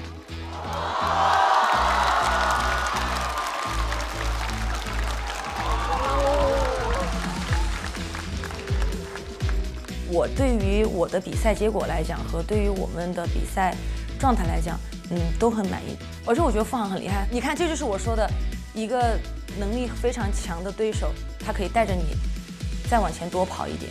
嘻哈特别的厉害，然后他是浑然一体的表演，他非常的自信，他是那么的独一无二，然后在舞台上那么的自由，就是为舞台而生的感觉。非常有能量，个人魅力极强，直冲倚天灵盖感觉的这种表达，我很期待嘻哈后面的表现。还是梗好，我就觉得嘻哈的梗真的很好，我们就想要最好笑的冠军，我觉得嘻哈就很好笑，它的张力特别强，就是能够弹出去又能弹回来，我觉得这个是真本事。非常高兴能够在旁边看着他在绽放。嘻哈，帮我拿个毯子嘛！哇，你好快啊！正常操作。那我突然有点想吃点关东煮了。你职业病犯了，主要听不了发令枪。那我现在想喝那种茶香倍儿足，还没有负担，主要是还赏心悦目的饮料，你有吗？简单。这是本次航班为您特意准备新上市的统一春福焙茶，采用3重焙火工艺，倍香醇厚，还是无糖的哦。欢迎享用。哇，好茶！被惨了！空姐好会飞啊！非常非常精彩的对决，我们精彩继续，一场又一场的挑战。接下来的这位演员，各位应该也非常熟悉，一位名门之后，什么门？铝合金门。热烈的掌声有请刘仁成。大家好，我是刘仁成，老朋友了。胖子门窗永远为你上门安装。我是 INFP 小蝴蝶，像蝴蝶一样美好易碎。又要比了，状态没有很好，我拿太高了，很焦虑。因为今天节目有点早，导致我整个就是没时间写稿。刘仁成在比赛前夕发的朋友圈都显示出一种非常不稳定的人格。现在我跟你说，他是最卷的人，他天天开放麦炸的不行，观众嗷嗷叫他，然后晚上发朋友圈说我好焦虑啊，怎么办呢？这篇还是不行啊，我想抽醒他。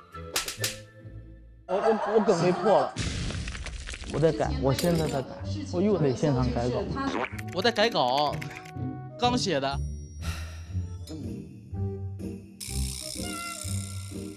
因为咱们是个非常真实的节目，观众得给真实的反应，他不能假装没有听到前面的事情。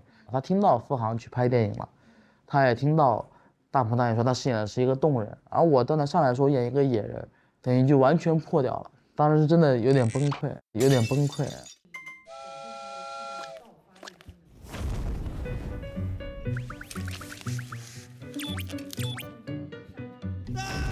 救救我！救救我！给你倒点，没事，加油，肯定行，可以的，没问题的。我改了几个梗，我还是得上。那你这可以改成那种，就是这个段能不能不要写成段子？对，非常感谢祥子对我的帮助，因为当时时间很短，上台的压力非常大，不知道能演成什么样子。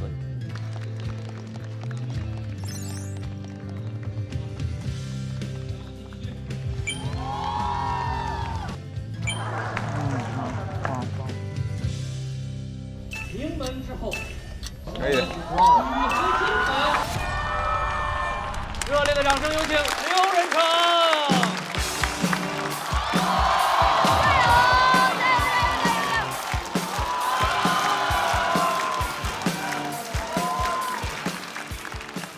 Hello， 大家好，我是刘仁成。很开心啊，确实新的一期节目，时间过得真快。去年节目也是收获了很多。前段时间我还去拍电影了，其实就是跟付航一块去拍鹏哥的《长安的荔枝》。但我知道我在节目上一上来就讲这些不太好，对吧？大家毕竟不喜欢看我们这种电影演员录综艺。开玩笑，开玩笑。其实当时很受宠若惊了，提前大家准备练台词、练普通话什么的，说一定要演好。结果告诉我演一个动人。刚刚彭导提到过动人，其实大家可能不知道是哪个字，我告诉你们是哪个字，是一个单人旁一个同。所以当我跟付航收到剧本的时候，我们没人认识这个字儿。我还问付航呢，咱们第一次拍电影就演同人？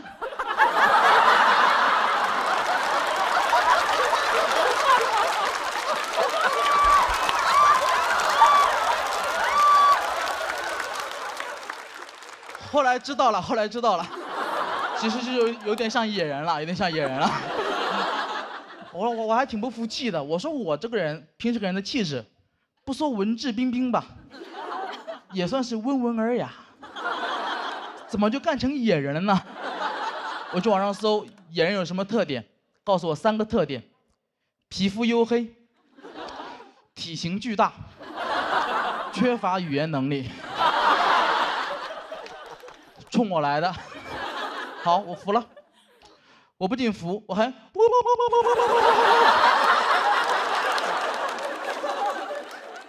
其实说实话，演演员什么都无所谓。我在店里面主要是我负责的任务太奇怪了。我在电影里面主要负责吃香蕉。我知道这个段子讲到这里，你们觉得我在编段，在 call back， 因为太荒唐了，我也不知道怎么证明自己，所以我只能请看大屏幕。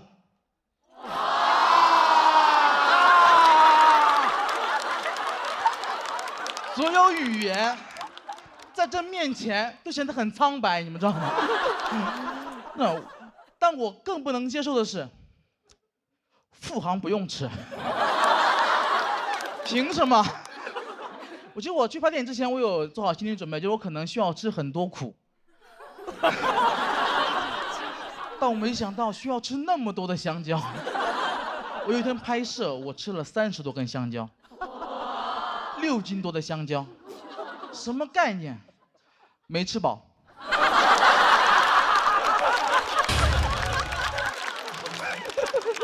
当然是开玩笑，当时稍微有点难受，所以那天拍摄结束，彭导也很不好意思，就找到我跟我道歉，跟我说：“阿成，真是辛苦你了，我让你吃香蕉这个事儿啊，能不能不要写成段子？”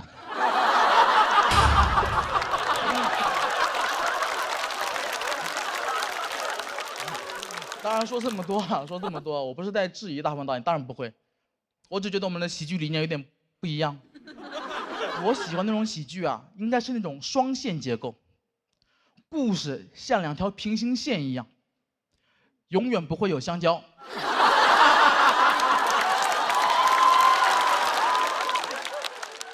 哎呀，真的很痛苦。但其实说这么多，大家感觉我是很生气，其实完全没有。那是我去年很开心的一段经历，因为那段时间找我的时候，其实我当时状态不是很好，当时我刚比完赛拿了第4名。大家如果有质疑也很正常，我自己也很不安，毕竟人家教主才第5名。我看过很多那种爱豆成团的节目，我知道里面的门道。我这种情况属于占了别人的出道位。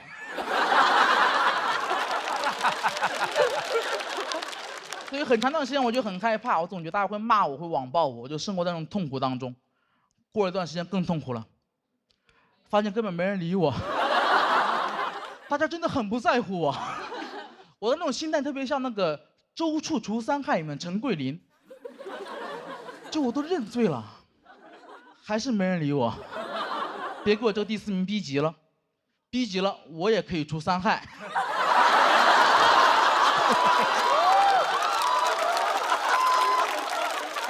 其实是讲一种心态啊。那段时间我就很难受，经常在朋友圈里面 emo。然后我当时希望大家会安慰我，跟我说你没事吧，加油啊，会好的。但没有，我忘了我朋友圈里面都是脱口秀演员。凌晨1点半，我发朋友圈说压力太大了，要崩溃了，扛不住了，怎么办？他们回复好看爱看，就是这么残忍。他们很多人很看不惯我，他们喜欢指责我一点，他们觉得我太矫情了，他们觉得没被骂不就行了吗？刘润成，你做人不能既要又要。我特别讨厌这句话，因为我发现从小到大，只要我遇到一点点好事儿，就有人跟我说不能既要又要。遇到困难从来没有。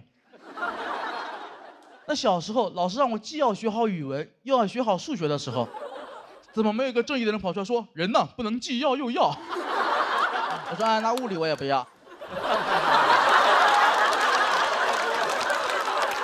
从小课文也这么教我们。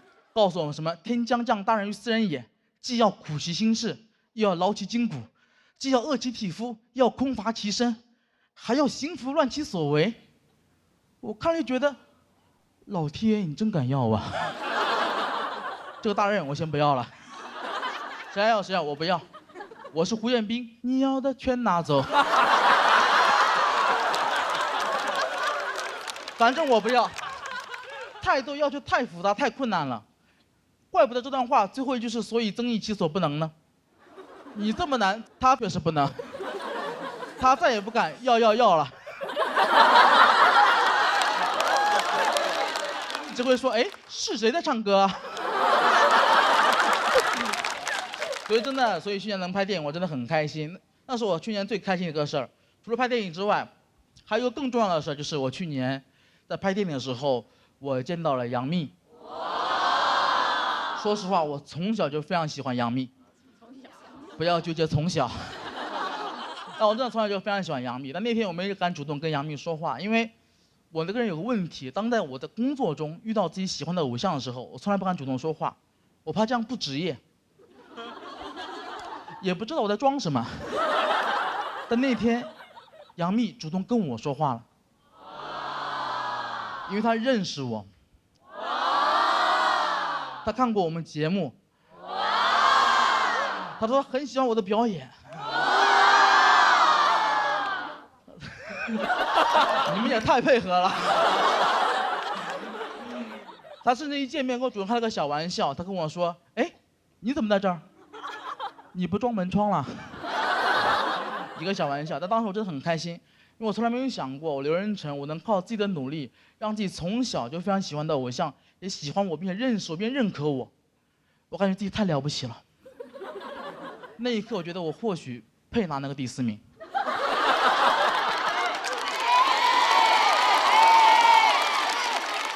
感觉怪怪的。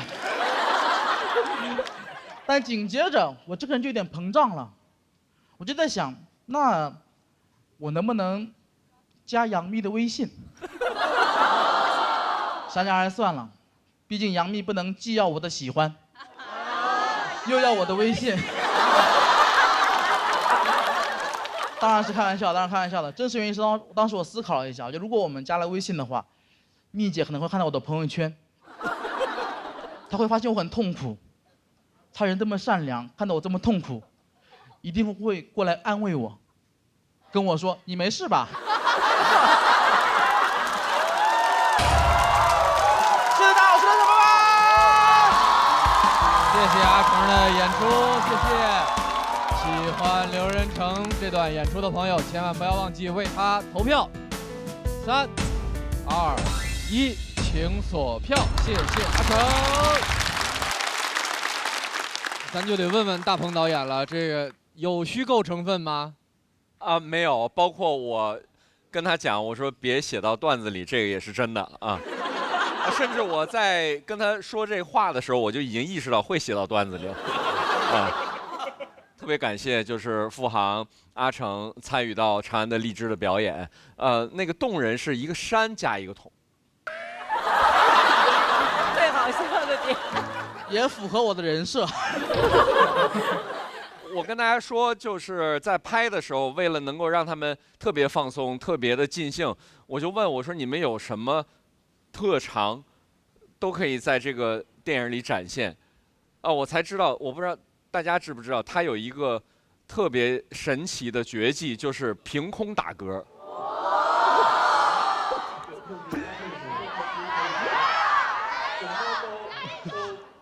你是后排观众，你当然愿意来一个了。你问问人前排观众乐意吗？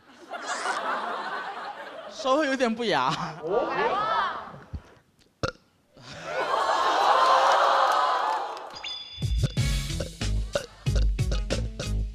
其实很简单一个才艺，很简单一个才艺。那天就是那一天，我们在拍摄一个场面，因为杨幂在电影里演我的夫人，然后特别希望她看到我的时候很开心，那么我们就想定格她这个笑容一个很大的特写。我在想，应该怎么能够让她笑得特别的开心？我就邀请了阿成，邀请了付航，还有2位喜人的朋友们，一共4位。我说大家想尽一切办法让幂姐开心。她终于笑得很幸福、很灿烂、很美。记录下来的那一刻，我听到是阿成说：“我喜欢你，喜欢你。”救救我！我都忘了。大家都去这个到时候电影院找这个特写，然后记得这个背后的故事，可能就无法沉浸在电影的情节里了，是不是？但确实也是谢谢大鹏导演给我们这些朋友能多多参与到影视剧的机会，谢谢。谢谢阿成，谢谢。我不知道您几位，你们有阿成的朋友圈吗？我有，看到过吗？看到过，还看到过他分享了不少那个脱口秀咱们同行们之间的一些个小笑料。但其实我觉得他那个自己内核挺稳定的。对他不内耗，他所有的东西都发到朋友圈耗别人了。对。然后他发完了，有时候我看有人底下劝他，他说：“嗨，没事，我就这么一说，我也没往心里去。”对我曾经好几次私聊他，问他我说你还好吗？然后他又说他没事了。陆姐她特别贴心，她那段时间她记得我状态不好，她不好意思主动问我，她就问我身边的人我是不是失恋了。她以为我失恋才会那样，其实就是工作的日常。其实就我特别感谢鹏哥，鹏哥真的对我很照顾，而且他有时候他经常评论我朋友圈。昨天凌晨我压力又特别大，所以我就那 emo， 鹏哥评论一条，现在打车跟我一块走，他让我逃离这个片场。他给你送走，他还回来了。我今天是拍在那个你说大鹏导演不让你说的那个地方，我就觉得特别好，他不让你干你就干。我觉得就是要拿这种气势，你就可以一路走下去。好，那按照你的说法的话，我不应该听你这句话。咱也没有必要这么犟。开玩笑。行，谢谢阿成，谢谢阿成的表演。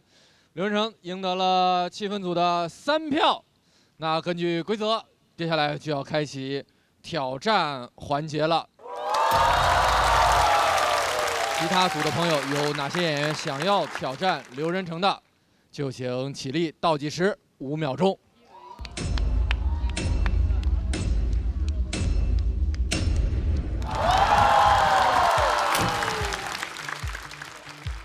我想自己站在那个舞台上，让大家看到我，证明我是可以的。那我想找一个扬名立万的机会。那既然没有挑战上大魔王，那我就挑战刘仁成。我觉得他也是大魔王之一。刘仁成老师也是上一季的第4名嘛，如果赢了呢，4舍5入，我算是上一季的前3名。我现在选吗？可以。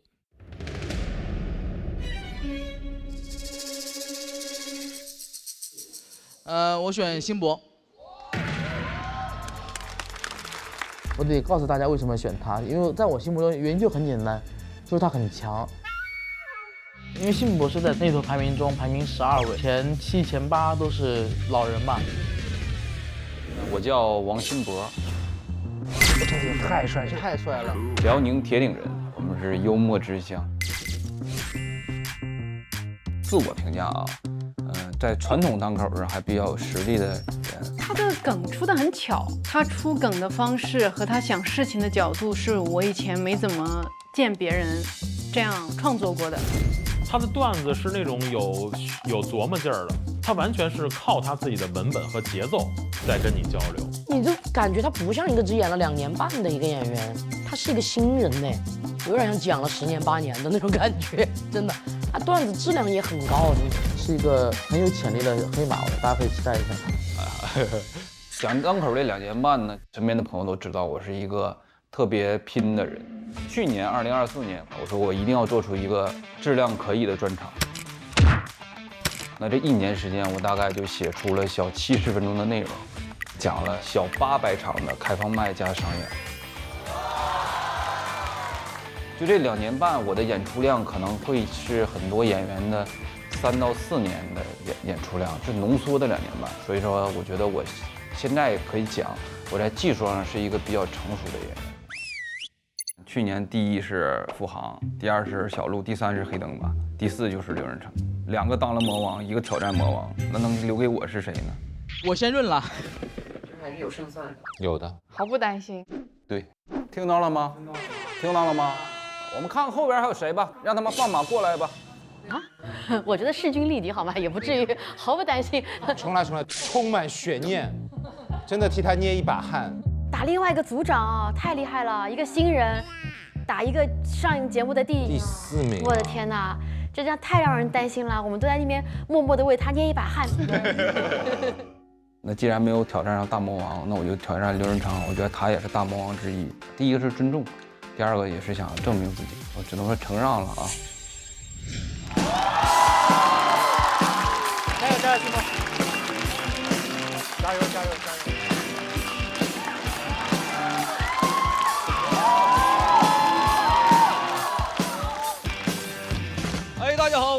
叫辛博，从小就在农村生活，我觉得农村的教育资源不是特别好。我的小学就那么几个民办教师，就是那种农民扮演的教师，乡村 coser。班主任老师姓张，他教我数学也教我插秧。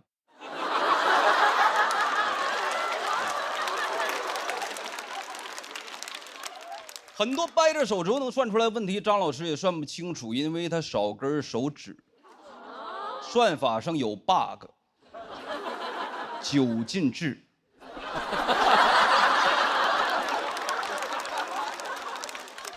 我很笃定，真的，我从小就很笃定，我一定得考上大学，因为我知道只有上了大学，才能结合着我的专业所学，让家里给我买电脑，买一台能玩所有游戏的学习电脑。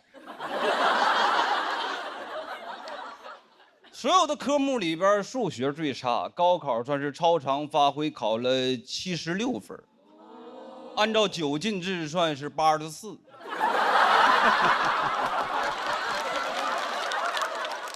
也没及格，被调剂到了数学系。我这样的学数学门儿都没有。我说妈，你必须得给我买台电脑，上帝把门给我关死了，你得给我打开一扇 Windows。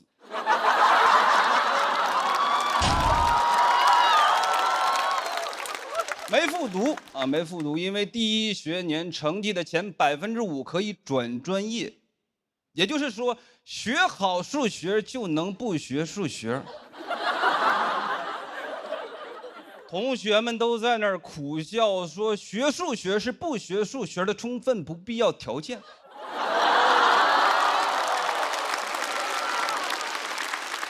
听得我都茫然了。我说你们家里都什么条件？入学摸底儿考，我就是倒数第2，倒数第1是我的 homie 威哥。全班就只有我们2个人有共同语言。老师说这道题应该没有同学不会吧？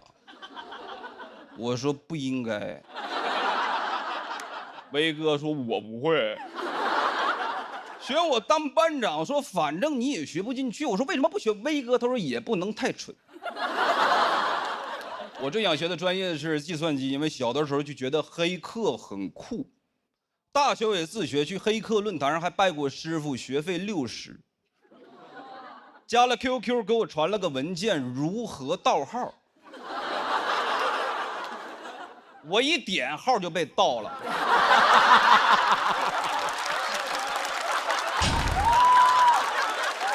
以为是教程，结果是教案。这算啥？黑吃黑。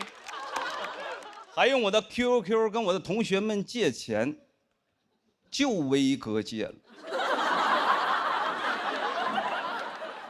你说他蠢吧，二话不说他就帮我；你说他不蠢吧，转账的时候我就在他旁边。那是一句话也不跟我说。问过老师，我说老师，我们学数学能干啥？老师说能当老师。我后悔了，我应该问校长。其他专业就是培养对社会有用的人，我们就是培养对社会有用的人。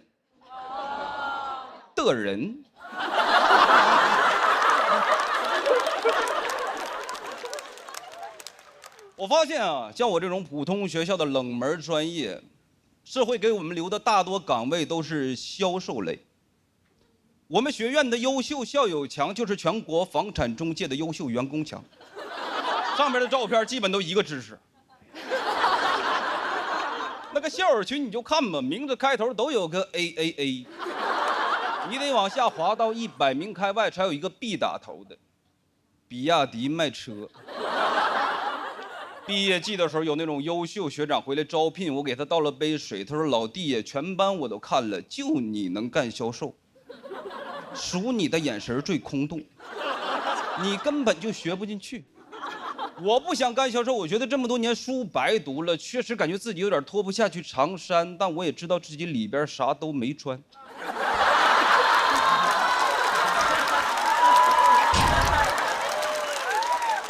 学长安慰我说：“那销售和销售不一样，你上过大学的销售比那些没上过的至少大4岁，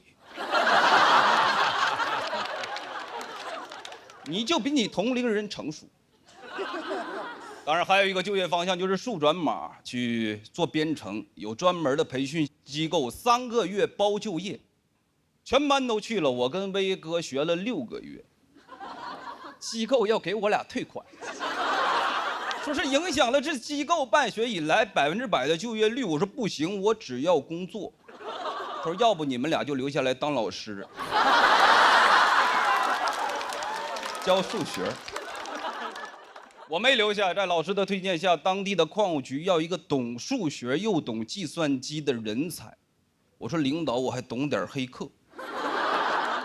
那个岗位就是坐在矿井口的岗亭里，对着一台电脑屏幕，下去一个矿工，我就在 Excel 上加1，上了一个我就全都懂数学和计算机。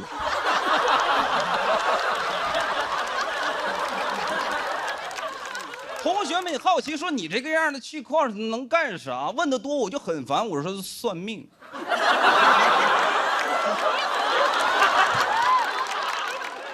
有一次下去7个，上来8个，给我吓坏了。我说这是挖到墓了，对不上账，是不是我得下去？每天除了我矿井口就没有人，整整3个月，我的日子过得就像个小日子，井上一郎。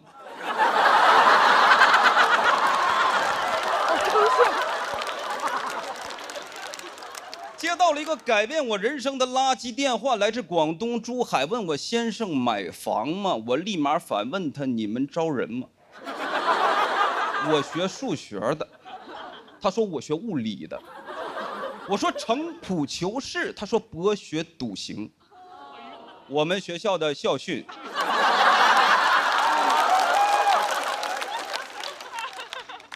时代也在发展，这几年 AI 成了风口。我也是干了很多年销售，几经辗转在网络安全行业。很多朋友不了解，给大家科普一下，就是帮用户抓黑客。总有一天我能逮住我师傅。在风口上，威哥也飞起来了。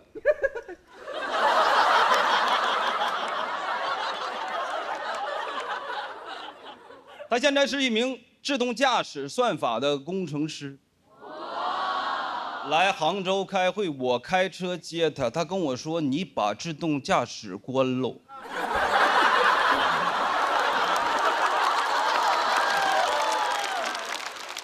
他的能力我最了解，不在我之下。命运他经常跟我开玩笑，但我不能拿自己的生命开玩笑。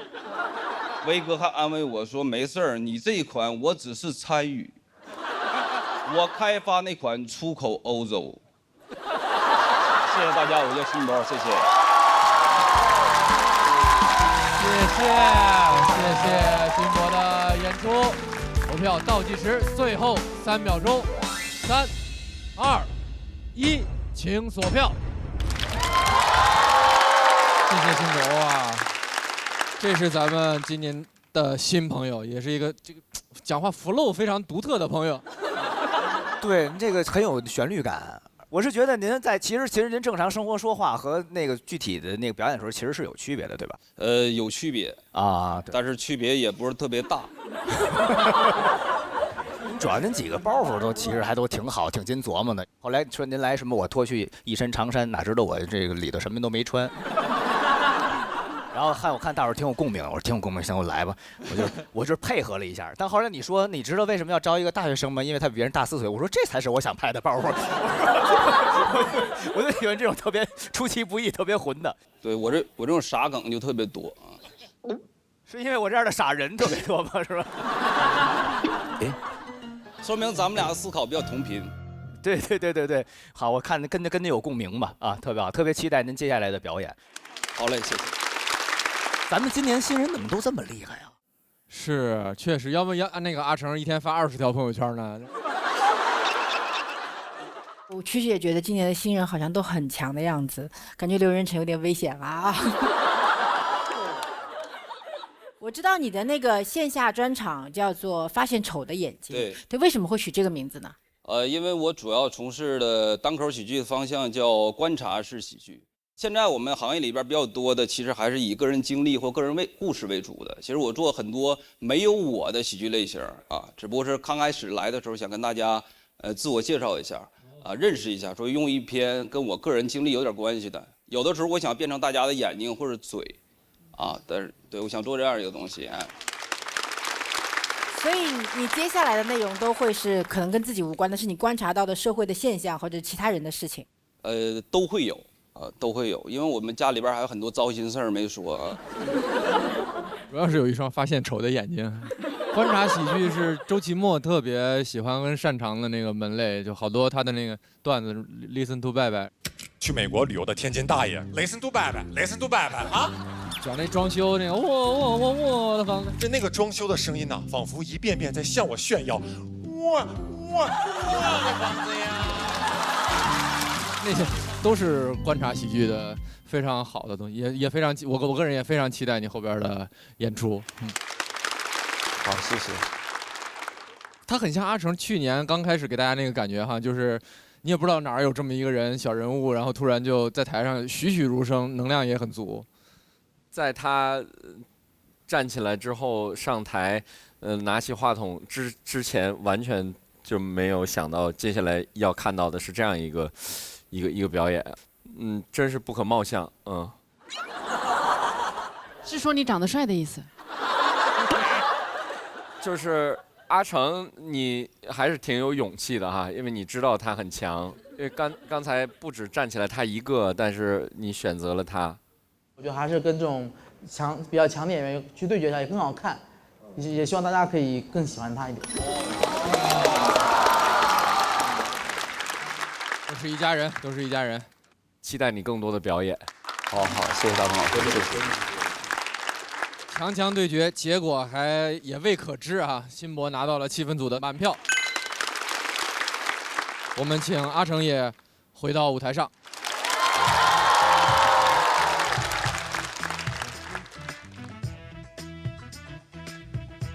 到底谁会获得这场对决的胜出呢？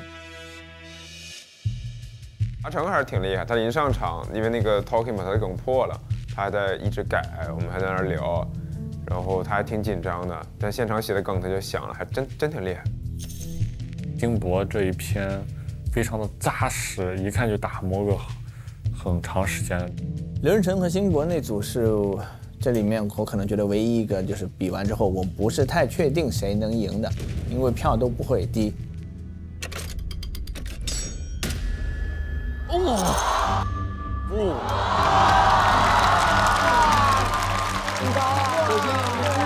分儿也太高了吧！我天。